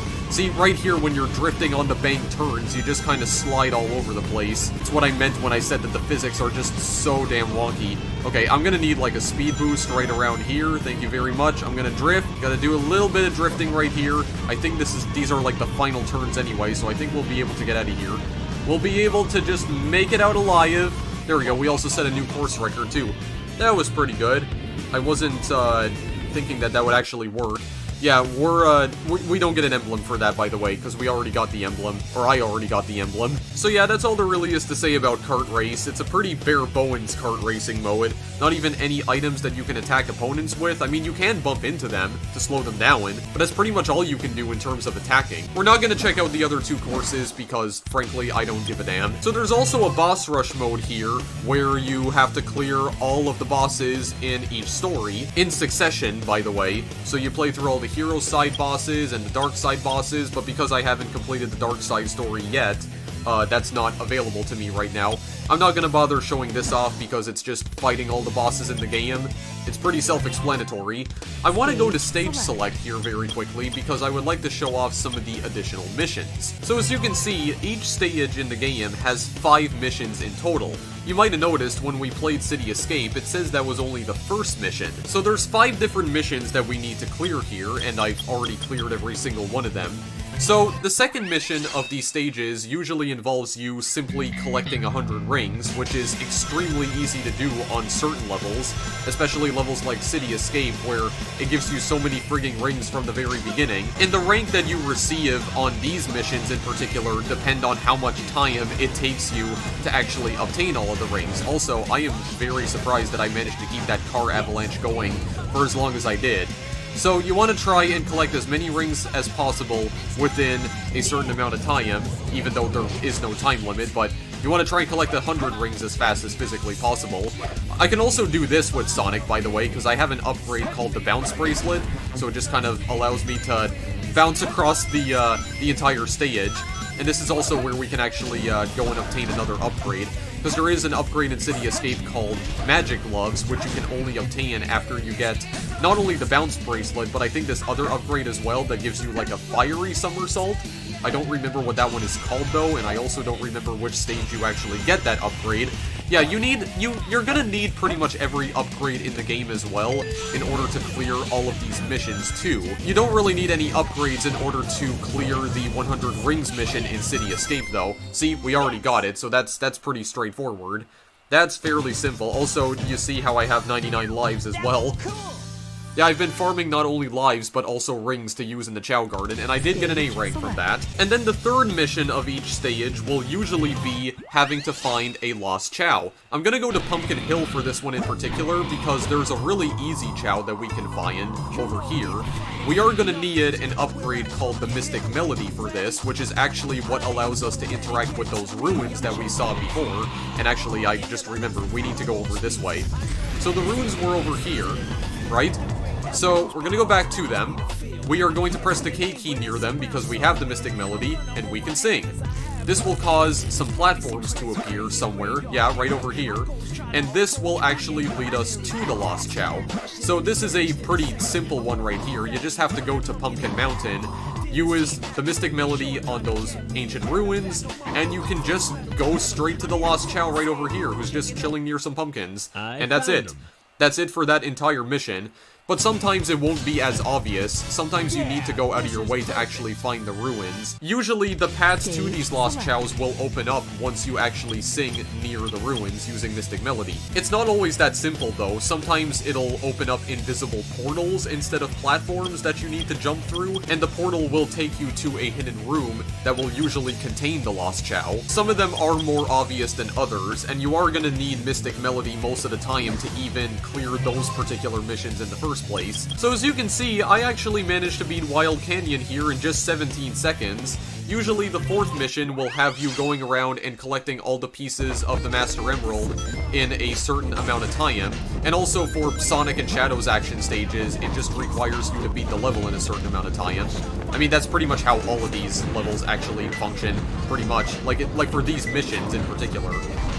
The fourth mission usually has you going around and doing this, basically playing the level like normal, but you have to complete it in a certain amount of time. In this case, we have to go and complete Wild Canyon within just 2 minutes, which I've been able to do in 17 seconds, but again, it was mostly due to luck, admittedly. So I might as well go and find this one again. Okay, yeah, here's the second one. There we go. Got that one. That's not even the one I was supposed to find, but whatever. I like doing things out of order. So I have a feeling that the last one might actually be down here somewhere. Or actually, is it? Nothing's showing up on my radar. Wait, what do you have to say? A bird box? Aha, movie reference? Oh wait, was it in a different... Oh, it was in a different one, wasn't it? Oh, okay, so I guess sometimes it can be on the rightmost chest as well. Or I guess technically the leftmost chest behind Knuckles. Okay. So I guess it can appear in any one of those 3 chests, so I wasn't completely correct about that. So that's normally what the 4th mission will be, and then usually the 5th mission will be a harder version of the stage that you just cleared. So for instance, I can go to maybe Sonic stage right here, Metal Harbor. Yeah, so you clear hard mode. So we're gonna be playing Metal Harbor again. I wanted to choose this stage because it's the shortest one out of the bunch. But this will be slightly more difficult because not only will the level layout change very slightly, but also the enemy placements will be different and the types of enemies will be different too. So for instance, you had that bomb dropping enemy right over there, which wasn't there before when we were just playing this like normal. Also, this pattern is a little bit different as well. Yeah, that enemy is different too. Also, I feel a sneeze coming on, so let me get over here before I do it. Okay, hang on, I'll be right back. Okay, I think I'm good now. Alright, so I just had a monumental sneeze right there. Holy crap. Oh god, okay, I forgot that thing was there. Give me the... Oh god, okay, I need to go. Please, oh my god, I'm just getting green. Yeah, so these rotating spike balls have been placed here now, along with the jets that fire missiles at you.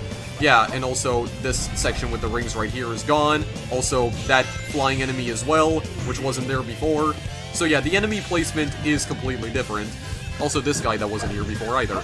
Get out of here. I don't know what killed him there. I'm pretty sure I didn't even make contact with him. My goodness, will you just relax? There we go. Yeah, Metal Harbor's hard mode is not really that difficult, honestly. But again, some of them are more difficult than others. Far more difficult. This section right here is actually a little bit hard. Well, not the one with this gun robot right here. What is going on with these rings? Holy crap. Game, could you just calm down? Could you actually behave like a normal Sonic game for once? I mean, I know that the 3D Sonic games kind of have a reputation for not behaving normally most of the time, like in the conventional video game sense. Also, yeah, that's the path you have to take now to get to the missile launch. Yeah, you have to homing attack a whole bunch of gun robots to get to the other side. I'm just gonna ignore you completely. There we go. And then the rest of the stage after that is pretty much the exact same as it was before, because there are no new enemies or anything. So you can pretty much just go straight to the end of the level after that. There's no other tricks up its sleeve that the game's gonna pull here. It's just this snowboarding section again, and then you just go to the very end of the stage, and that's about it. There we go. Hard mode has been completed, at least in Metal Harbor. Very nice indeed. That's all there is to say. Now, that's not always the case with every single one of these stages. With Tails and Rouge's driving stages in particular, Route 101 and Route 80, the missions are actually slightly different. For instance, if I go to the third stage right here of, or the third mission, I should say, of Route 101, it says don't hit the other cars. So there is actually no lost Chao to find right here, because the challenge this time is to not hit any of the cars on the road, like that taxi over there, otherwise you will die instantly. As a matter of fact, I might as well just show you it. In Hot Pursuit right here, I'm gonna take this taxi out. Oh! Yeah, it doesn't even show the animation, you just die immediately. Like, it doesn't actually show the taxi being launched into the air, you just die. That's it. Honestly, the driving stages are a nightmare to 100%. I would not recommend it, like, at all. Rouge's driving stage also has the exact same mission. Route 280, third mission, don't hit other cars. Also, try not to fly off the actual track too, because that will also kill you. So again, we can try demonstrating this here. I don't know where the car is. Okay, yeah, right here. Yeah, just killed instantly. I guess it is kind of realistic though, because you're crashing, you're like T-boning into a vehicle. Actually, can I go back the other way just to see what's over here? What is over here?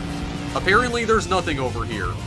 Yeah, does anyone else find it kind of weird how this entire highway is just like suspended above the ocean? Am I the only one who finds that extremely odd? It's a sky highway. Anyway, what I would like to show off now, finally, last but not least, in this extremely long video, is the Chao World. So you can visit Chao World with any character that you prefer. However, in order for the characters to be available, you have to have at least gone to the Chao World at least once through the action stages by collecting the Chao Key, and in order to actually go to Chao World, you have to finish the action stage while holding on to the Chao Key. But once that character has visited Chao World at least once, that character will become unlocked and you can play as them in the Chao World at any time. And of course, you can also access the Chao World at any time through the stage select. We're gonna play as Eggman right here, for no particular reason other than the fact that he looks really weird, just kind of running around this lobby right here. Not only that, but this is like the only section of the game in which you can actually have Eggman running around on foot. And as you can see, he runs so quickly that the camera can't even keep up with him, which I always thought was really funny. Anyway, we're gonna go and explore some places. Now, this is the Chao lobby right here. I love this techno music that's playing in the background, even though in all honesty, it doesn't really suit the Chao lobby that much, but still, it's pumping, it's a banger. So this gate right here is where we can access the main Chao Garden. There's actually 3 Chao Gardens in total, so there's also a Hero Garden and a Dark Garden.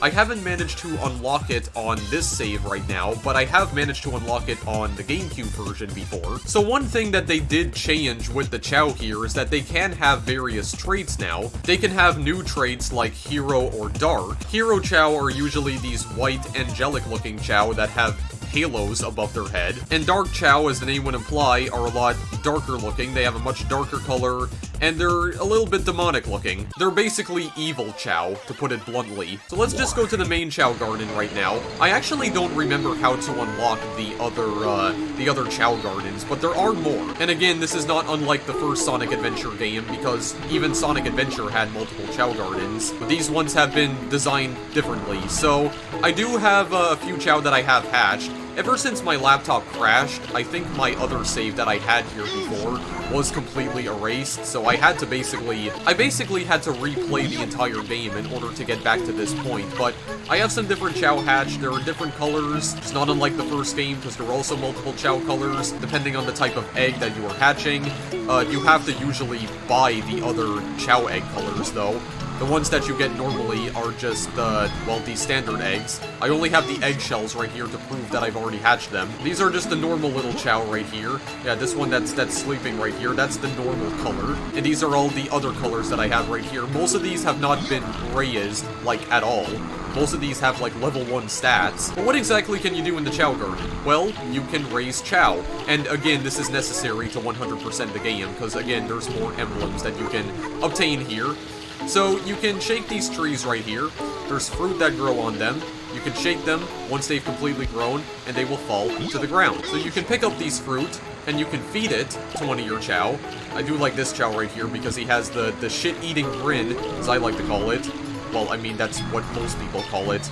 I like to call it the shark grin. So the way that you can level up Chao in this game is effectively the same way you could level up Chao in the first Sonic Adventure. You can feed them fruit. You can feed them different kinds of fruit, and there are other food items as well. I think there's also mushrooms, if I'm not mistaken. The normal fruit items will generally only increase their stamina. At least that's what they usually do. You will need stamina if you want to get ahead in some of the Chow races. I mean, you're gonna need to upgrade all of these stats if you want to get ahead in the Chow races. But there's also other statistics on the screen right here. You also have swim, fly, run, and power.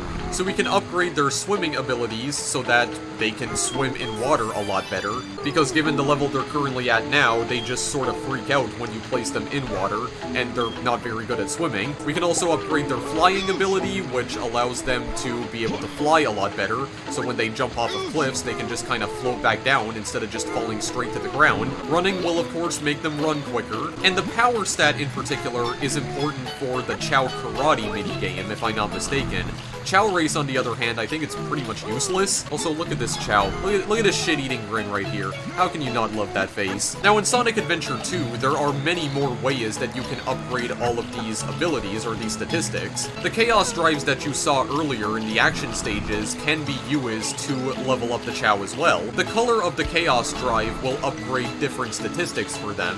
For instance, the red Chaos Drive upgrades power, and the green Chaos Drive upgrades running, if I'm not mistaken. The yellow Chaos Drives upgrade swim, if I'm not mistaken, and the purple Chaos Drives upgrade fly. The animals are also important for leveling up these statistics too, and you definitely want to try and grab as many animals as you can, because they can usually upgrade statistics a lot more quicker than the Chaos Drives can, and they have a tendency to upgrade multiple statistics at a time. However, some animals can also downgrade certain statistics too, so you need to be careful. You need to choose wisely what sort of animals you'd like to give your Chow. And not only that, but the animals will actually change the appearance of your Chow as well. They take on the appearance of the animals that you give them. At least their arms and legs will change anyway, not the Chow themselves, but if you care about your Chow's appearance, that's also something you're going to want to take into account.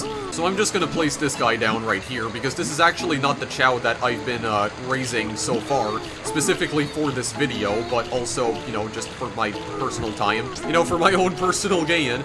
This guy right here that's doing a backstroke. Yeah, this little Chow is the guy that I've been really trying to raise, mostly for this video, but also just in my spare time as well. So, yeah, this guy is called Yeet. Pay no attention to the fact that I named him that. The only reason I even named him in the first place is because the HD re-release of Sonic Adventure 2 has an achievement that you can unlock for simply naming your Chow, so I just decided to go with a meme name for now. I'll probably change it once I finish recording this video. Or maybe I won't. Maybe he'll just be my little Yeet for the remainder of eternity. You'll also notice that he has a medal on his chest, but I'll explain what that's all about in just a minute. Yeah, so he does have a different appearance though. I think he is turning into a Hero Chow actually, because his color changed from like blue, the standard blue color to white. He has bunny feet as well, because I gave him a bunch of bunnies. I don't know what those wings are though. I think he has like penguin arms, if I'm not mistaken. You'll also notice that some of these Chow You'll also notice that some of these Chow will also sometimes notice the fruit themselves, and they'll attempt to charge at it and just eat it.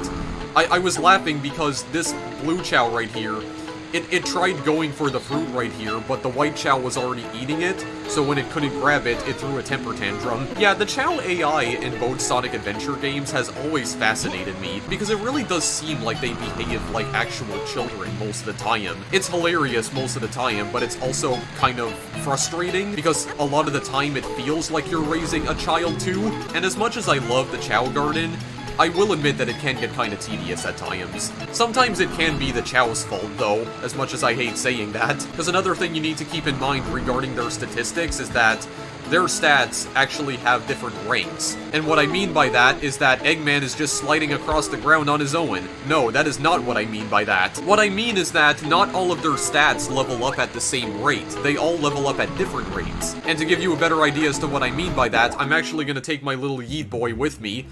You can actually take him into the Chow lobby. You can't keep him here, though. You can't place him down. We're going to go to the Chow Kindergarten, because this is also where we can purchase items, because this is where the black market has been relocated to. So you have 4 different rooms right here. I would first like to show off the health center, just to give you a better idea as to what I'm talking about in terms of the Chow's stats. This is the health center. The doctor will examine your Chow. How are you feeling? See the doctor. Hey, this is not good. Your Chow is very healthy. Please take good care of your Chow. Why'd you say it was not a good thing? It was very healthy. See, I hate this guy in particular because he always makes me so frigging nervous when you say stupid things like that, but you can also see its medical chart. Yeah, your Chow actually has a medical chart in this game. Here's your Chow's health results. So, my little Yeet here, neutral attributes, ability type is child, so you'll see that every one of its stats does have an ability rank. So, swim has an ability of D, fly an ability of C, run an ability of B, I almost said A, but that's the ability that Power has, and the ability of stamina right here is E, which I believe is the worst. So this basically means that stamina will level up extremely slowly. Every time you level up stamina, you don't get that much skill. You will earn a certain number of skill points every time you level up a statistic here, but the amount of skill points that you receive every time you level up that statistic depends on its ability rank. Now, I do believe there are ways to increase these ability ranks. I don't think your Chow is stuck with them when they're born, and by that I mean I don't think they're stuck with it for the remainder of their lives. I think there is a way that you can change that. Personality, Big Eater. Your Chow likes triangle fruit, age 0, times transform 0. Your Chow's very healthy, please take good care of your Chow. And actually, I don't have the Chow Karate unlocked right now, because again, I don't remember how to unlock that. But I did have it unlocked in the GameCube version though. Also, I don't know why, but that pillow in the background looks like a giant Starburst candy. Am I the only one who sees that? That's what it looks like to me. Anyway, getting out of there, take care of yourself. Go to the fortune teller right over here, the fortune telling house. Welcome to the fortune telling house. You can't get your fortune told here, but it's fun to get a nice name for your Chow. I'll give your Chow a lucky name. Oh, your Chow already has a name. Do you want to change your Chow's name? No. Okay, we'll see you again. Yeah, so the fortune telling house is basically where you can have another Chow name your Chow. Yeah, if you can't think of a good name for your Chow yourself, then you can just go to the fortune telling house and have the game assign a Chow name for you. But it's a lot more fun just naming it yourself, so other than that, that room is completely pointless. Principal's office over here. The principal's office just gives you tips on how to raise your Chow. I'm not gonna go through all of them though, because, yeah, as you can see, there's way too many of them. But basically, when your Chow get old enough, they can actually mate, and they can sometimes lay eggs. Also, you'll notice that statue in the background is actually blinking. Yeah, so you can also plant different trees in your Chow gardens as well. The trees that are already there will never die, and they'll always keep growing fruit on them. But you can also purchase some seeds yourself and plant them in your Chow garden, but they will die after a while. Other than that, I'm not really gonna go through any more of these tips right here. There's also the Chow classroom. This is where you can have your Chow learn different skills. Today's lesson, shake dance. I already taught Yeet how to draw, but so far he hasn't actually tried drawing in my Chow garden. I haven't seen him do that yet. I think it's pretty much random whenever he actually chooses to draw. If you leave your Chow here though, you won't be able to take your Chow back for a while, until they've finished their lesson, which I don't remember how long that actually takes, but it takes quite a few minutes. I don't know the exact amount of time it takes, but you won't be able to take him back for a while, so I'm not gonna do that right now though. I am instead gonna go to the black market. Actually, can I still buy items here, even when I'm holding a Chow?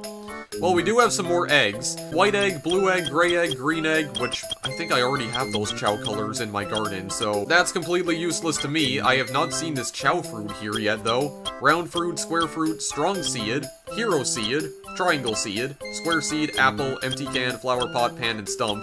Yeah, if you're wondering what these items are for, I do know that Chow are able to wear certain items on their heads. They could also do that in the first Sonic Adventure game, and I think that's the point of these particular items. The types of items that are available to you in the black market depends on how many emblems you have. The more emblems you have, the better items you'll be able to get in the black market. I have 83 emblems right now, so I should have some fairly decent items here. I'm assuming Chow fruit is a decent item. You know what?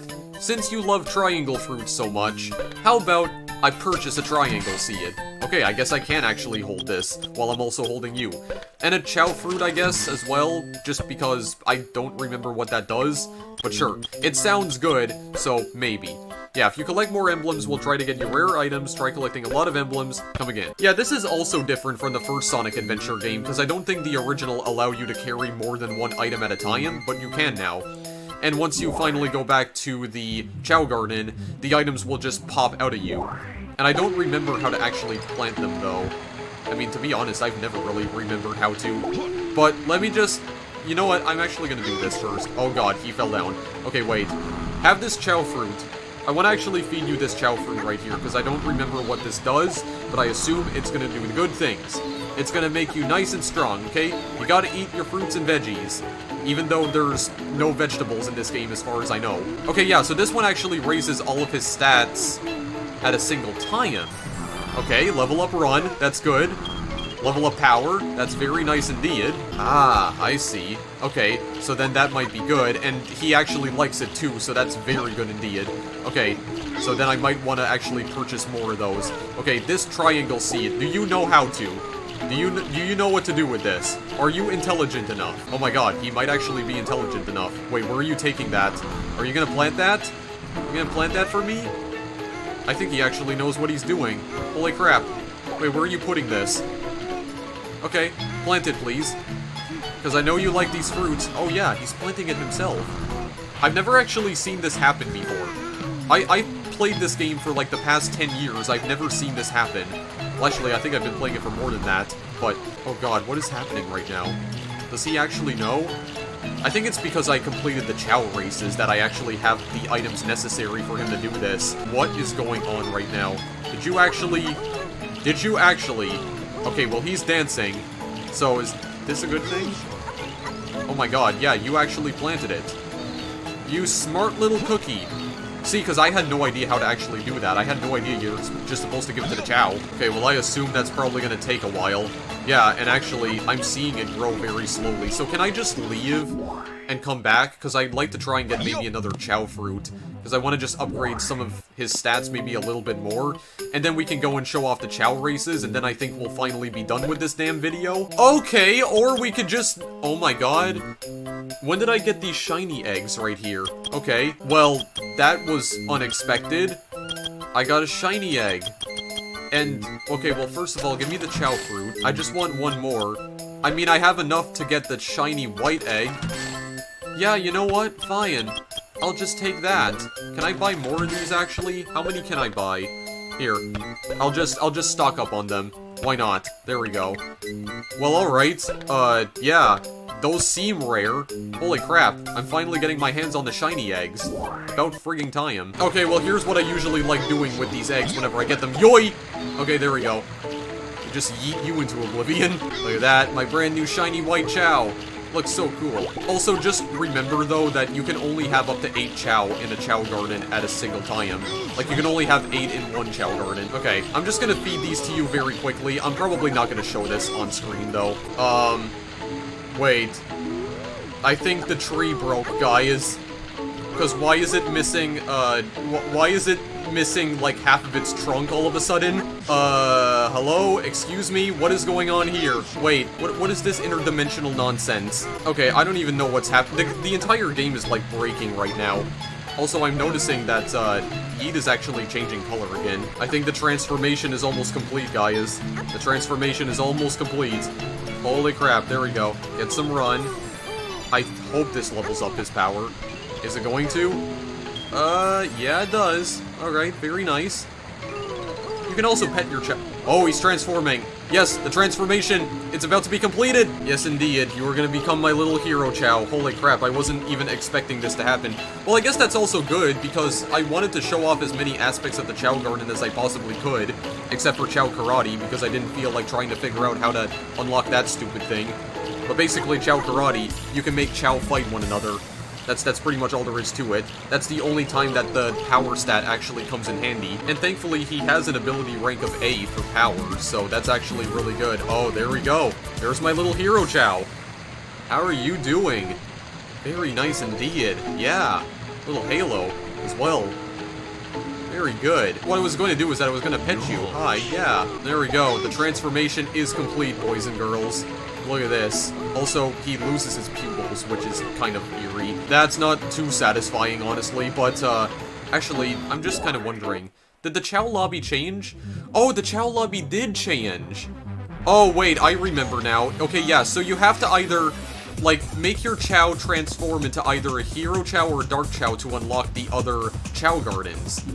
We can go to the Hero Garden now. You know what? Maybe I could just leave you in here. This is a more appropriate place for you. Yeah, I think this is way more appropriate for you. Also, just get these other Chow out of the way in the meantime. I don't know where the other egg is. There's also different fruit over here too, but I think they function pretty much the same way as they do in the regular Chao Garden. Actually, wait, is there only one egg here? I thought there was two. Also, you can stand underneath the fountain and it does absolutely nothing to you. Okay, never mind. Maybe there is only one egg here, actually. Maybe there's only supposed to be one egg. Yeah, you know what? I'm just gonna keep you here.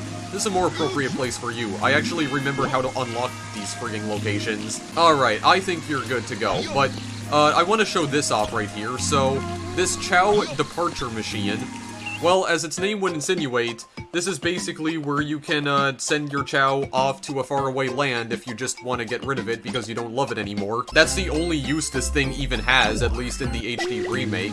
I think it had more uses in the GameCube version, though. Because if I remember correctly, Sonic Adventure 2 Battle was compatible with Sonic Advance, because Sonic Advance also had a Chao Garden, which I think I talked about in my Sonic Advance video. Basically, you could link your GameCube to your Game Boy Advance via the official link cable periphery that Nintendo released, and if you were playing Sonic Adventure 2 Battle in particular, this allowed you to connect to the Sonic Advance Chao Garden. I don't remember what specifically it allowed you to do, though. I did have Sonic Adventure 2 Battle and Sonic Advance, but I never tested that out for myself because I didn't have the link cable, so I don't actually remember what it does. I think it allows you to transfer items from Sonic Adventure 2 Battle to Sonic Advance, though. I think. I could be wrong about that. As for whether or not you can transfer Chao over to it, that might be possible, but I don't know for sure. In retrospect, I probably should have done more research on this before I actually started recording this video. The only thing that kinda sucks, though, is that you can only access the Chao Stadium through the normal Chao Garden here, which is also where you can access Chao Race and Chao Karate, which is what we're gonna do right now, because I'd just like to show this feature off. So, the Chao Races do return from the first game. I already completed all the beginner races, which is why these two options are available to us. But before we get to that, I'd just like to show off some of the beginner races here. Yeah, we can go to the other Chao Garden. Or wait, can we actually go to the other Chao Garden? Wait a second. Oh, here we go. We press the Q key. The Q and E key is to switch between Hero Garden and Chao Garden. Again, the keyboard controls for this are so weird. This guy looks happy. Okay, I went to the Jewel Race, though, because I thought I couldn't use this in Beginner Race. Okay, wait a minute. Wait a minute. Hero, normal type. My little Yeet boy right here. I mean, he's gonna pretty much destroy absolutely everyone anyway, but I just want to, like, show this feature off, just to show you what the Chao Races are actually like. So how about we just quickly start off with Crab Pool right here. So this first level right here is the swimming section, or the swimming race. I am just gonna go straight to level 3, because he can easily beat everyone in level 3 here, because these are all just normal Chao. So he's gonna destroy the competition. The only thing that I don't like about this, though, is that you can't skip that opening cutscene that shows the race starting. Like, it shows you the starting lineup, and then Omochao fires the gun, and then it's off to the races. Unfortunately, you cannot skip that here, but this gives me an opportunity to show off some various aspects of the Chao Races themselves. So the only thing you can really do here is actually watch your Chao swimming along right here. You don't have any control over your Chao themselves, so you're just kind of watching them swim along on their own right here, but you can cheer them on. Like, you can use up their stamina in order to make them move a lot quicker, but you need to be careful, though, because you can run out of stamina, because you do have limited stamina. Yeah, there we go. He just completely annihilated everyone. Obliterated absolutely everyone, and we also set a brand new course record. Yeah, so the amount of stamina that you have does depend on your stamina level, like the amount of skill points you have in that particular stat. Not necessarily the level. Because he has so many skill points in the swimming statistic, he's just able to, like, murder absolutely everyone in the competition. We can then go to Stump Valley, which combines running with flying, which, again, I think he's just gonna, like, annihilate everyone. This is also how I got that medal, by the way. That's also why he has a medal on his chest. I don't know if that medal changes when you complete the Jewel Races or the challenge mode. But anyway, we're off, so I can just show you this as well. So he's just, like, running around. Yeah, but he can also trip sometimes, too, and that can really set you back a lot because it takes him a little while to get back up, but he can quickly recover. He is my little Yeet boy after all. He has, like, so much good stats. God, I'm kind of sounding like Donald Trump with the way I'm talking right now, but yeah, there we go. He just runs all the way to the finish. There we go. Even when he slips up, he still manages to get back on his feet and just sweep everyone. I didn't set a new course record, unfortunately, because I tripped. Yeah, but that can only happen during the running sections. But when it does happen, though, it's a huge pain in the ass, because it can happen multiple times, too. I've had plenty of times where I've ended up failing races that I otherwise would have won, just because my Chao ended up tripping. If your Chao trips, you might as well consider yourself done for, if it doesn't have good enough stats. Mushroom Forest is just a straight-up running stage, which, I mean, considering the fact that he trips so often, I'm not hopeful for this one, but I've managed to beat this anyway, so we can just show it off quickly. Alright, it's off to the races right here. What's also annoying is that sometimes he gets stuck behind the other Chao. Like he gets stuck behind the other participants, and then he can't get through them. Okay, here we go. You just need to run. You just need to run. I actually don't know if your running stats are better than anyone else's. That guy is just, like, walking. That guy all the way in the back is not running. He's doing, like, a power jog. I don't think I'm gonna need any more, like, stamina. Okay, well, maybe at the very end, though. Maybe at the very end, because they were getting kind of close. There we go. Got a new course record as well. That's very good. We can just skip this, because I know I've already won. And then lastly, we have Block Canyon, which is all about climbing. And I don't actually know what stat climbing relies on. I don't know if it's power or stamina, but you're gonna need a lot of stamina for this. I know that for a fact. If you want to speed up, because this like little red Chao on the side right here, he's like an absolute master at climbing. He's the one you need to be the most afraid of, because he's also the fastest. He's the fastest at climbing. Like, look at this crap, for goodness sakes. Look at this. Actually, hang on a second. I am in first place. I might still be able to beat this anyway. Oh, I did, and I set a new course time. Yeah, but that red Chao to the very far left is generally the one that you have to worry about the most. The one that kind of looks like Scizor from Pokemon. Because I think he actually appears every single time on level 3 of Block Canyon, if I'm not mistaken. So he's the one that you have to be the most wary of. But he's no match for a little Yeet. And actually, just to confirm that theory, because I'm really not certain about it, like, whatsoever. Okay, yeah, it's the exact same Chao, except his position just changes every single time. Yeah, it is literally the same Chao, so I was right. Anyway, moving on. Well, actually, just to really confirm... Okay, yeah, he is moving faster than, like, everyone else, so that is what it is. That is what it is. So then we can move on to the Jewel races. I haven't actually completed any of the Jewel races off-screen, though. So, I'm just gonna play, like, maybe one of these, but as you can see, there's way more levels that we have to beat. We have Aquamarine, Topaz, Peridot, or Peridot, I have no idea, and Garnet. So these courses tend to be far longer than the beginner courses, so these courses are like a test of endurance, pretty much. I'm not sure if Yeet can handle it, though, because I haven't played any of these off-screen, but I can at the very least show one of these off. Yeah, key to winning is running. Well, I don't know, these boys might run a lot quicker than he does, but we can see... Oh god, it's that other Chao again. Yeah, but we can at the very least show off one of these races. This basically combines all of the, essentially all of the beginner course races with, well, the other beginner courses. Yeah, we have, like, multiple sections here, essentially. Actually, hang on a second. You're running faster than them. You just have to get out of the way of this guy, because they're boxing him in. There we go. Just stay out here for now, because I want to try and, like, maintain my stamina right here. I want to preserve it. Or am I going to be able to do that? Oh god, you have to turn to the right. How is he going to take this sharp turn right here? Oh good, he actually went to the inside line. That's actually really good. That's perfect. That's perfect, actually. Okay, yeah, so this section I think is unique to, this particular stage. I've actually never seen this before.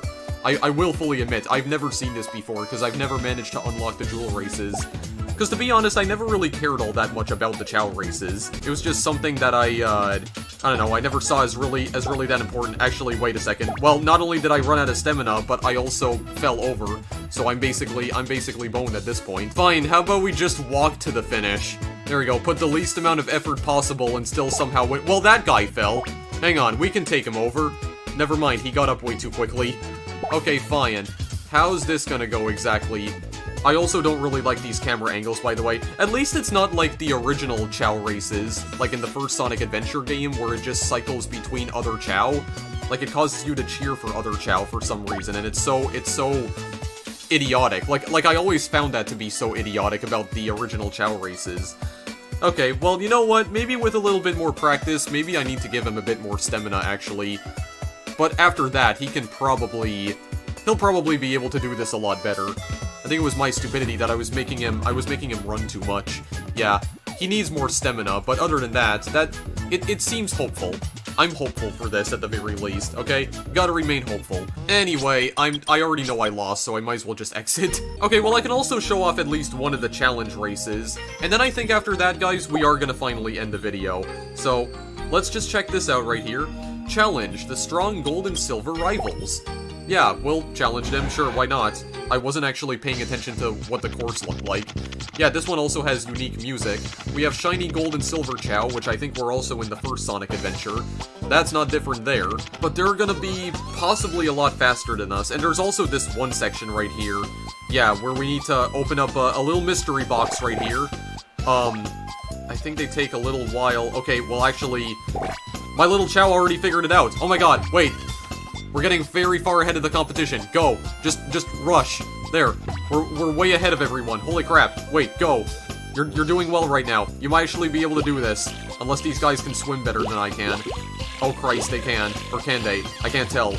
Oh god. Wait. You might actually be able to do this. Can you climb faster? Yeah. That gold Chao right below me is actually kind of catching up. A little bit. Not by too much, though. How about I just, like, use my stamina a little bit? Yeah, this is probably gonna rely mostly on my stamina, though. Here's a running section. Don't fall, please, because you're probably gonna get yourself killed. Oh, wait, do you have to shake the trees? Yeah, you have to. And then do you have to eat them? I assume that's what's happening here. Okay. Shake the tree, my little yeet boy. How long does this take, though? I have no clue. Oh, God. Okay, eat it, quickly. Please. There we go. You're in front of everyone else pretty much. That other guy in the front of you still has to eat it anyway. Okay, wait a minute. I can do a little bit of a charge right here. Oh, wait a second. Wait a minute, boys and girls. Where are we going right now? Okay, we're going over this way. Well, this guy is ahead of me, though. Oh, wait, and actually, I just realized my Chao is running out of stamina as he's just running along. So he actually loses stamina over time. Okay, well, then, basically, we lost this race. We already lost this. Might as well just throw in the towel now. Yeah, because we definitely already lost this guy is... Yeah, we don't have enough stamina. I think that's the problem. But his stamina stat is so bad. Like, his stamina ability, I mean. Because it's at an E. I'm gonna need to try and raise that somehow. Otherwise, we're not gonna be able to get through these damn races. Yeah, he's out of stamina now. But I think we did make it to the finish, right? Wait, what is this? Gotta try and get to the fruit? Yeah? I don't even know what's happening at this point. Okay, well, why are you flipping them? Okay, no. I don't know why they were bouncing upwards. You have to take them. Okay, but where are you taking them, though? I do not understand what is happening right now. Okay, throw it into the... Or no, I think you just had to get the correct fruit, and then just place it down? This is confusing. Well, I mean, okay, well, that guy did actually fall down again, so hang on a second. You might be able to get a top 3 finish. Top 3 finish? I mean, everyone else is just falling on their faces, so maybe. We're hopeful. Okay, I'm actually not hopeful anymore. Well, I don't know. Everyone keeps falling down, so if everyone just keeps falling down in the background, then maybe we have a chance. Yeah, okay, yeah, that guy fell down again. Okay, so just walk to the finish. We don't even need to run. We can just walk. That guy's just power jogging in the back. Yeah, let's just walk over there. We're not in a rush. We're not in a rush whatsoever. Oh yeah, these guys can fly a lot better than I can too. That's also a problem. Okay, and it seems like this is just the crab pool section all over again, so I'm probably just gonna cut this part out, because we've already seen this. I have no idea what happened to the other 2 Chao behind me. It's like they're stuck at that fruit section. Yeah, I think the AI on the other Chao behind me kinda just like... I think it just like broke. It conked out on itself. Well, at least we won't be finishing this in last place. I think we can literally just walk to the end and we won't have gotten last place, because I think the other 2 Chao are, like, stuck at that fruit section. I don't know what happened to them, but they're just gone. They are missing in action. Okay, well anyway, yeah, this is just the same section from the Peridot stage, I think. Well, you know what? You put in a valiant effort at the very least. Okay, well, no, you can just get out of that. There you go. That's fine. I think all of them probably fall in there, if I had to guess. Yeah, you know what, you put in a noble effort. I mean, you were in first place at one point, but I think the problem is that, yeah, he doesn't have enough stamina. That's the issue. I'm gonna need to try and really upgrade that stamina stat if I want to get, if I want to defeat all these bozos. Alright, well, I at least tried. Also, I don't know what happened to these fruit, but I think the textures on these are glitching out. I actually noticed this off screen. It seems like sometimes when I leave this room, like when I leave this Chao Garden and then come back to it, sometimes the textures on the fruit will just glitch up.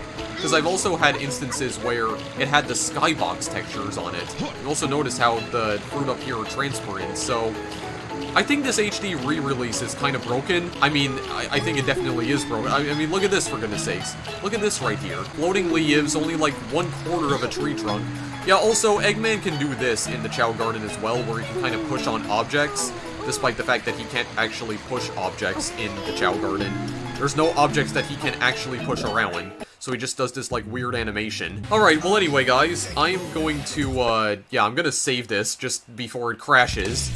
Because I ended up making a lot more progress in the Chao world than I thought I would. I mean, I was only planning on showing off certain aspects of the game. Like, I wasn't expecting my little Yeet Chao to turn into a hero. I mean, he was getting pretty close to that, but at least I unlocked that garden now, so I can have up to 16 Chao here. Anyway, guys, that is where I am going to finally leave this damn video. So, if you stuck around for the entire duration of this video, thanks for watching. This is still not going to be as long as my Deltarune video, though, because I've only been recording for about 3 hours. This definitely won't be as long as Deltarune, that's for sure. It might not even be as long as the bonus episode of One Shot. But there you go, that's pretty much everything I wanted to discuss regarding Sonic Adventure 2. Some of the personal memories that I had with this game, some other interesting tidbits about this game that you may or may not have known about it, showing off some gameplay of the action stages themselves, some of the 2-player battles, the unlockable kart race mode, some of the other missions that you can play in the stages once you've unlocked them, and of course my most favorite aspect of this game, the Chao Garden. So all in all, I hope you enjoyed this extra long video of Sonic Adventure 2. It is now 12:30 in the morning, and I think instead of going to edit this video right now, I think I'm just gonna go to bed. Yeah, I'm recording this on April 22nd. You'll most likely be seeing this video on the 24th. I am not in the mood to edit this right now. I'll save it for tomorrow, because that's gonna take me way too long. I do hope you guys enjoyed this either way, though. This was a game that I had been meaning to cover on the channel for such a long time. I'm finally glad I was able to do it. I'm glad the game itself was able to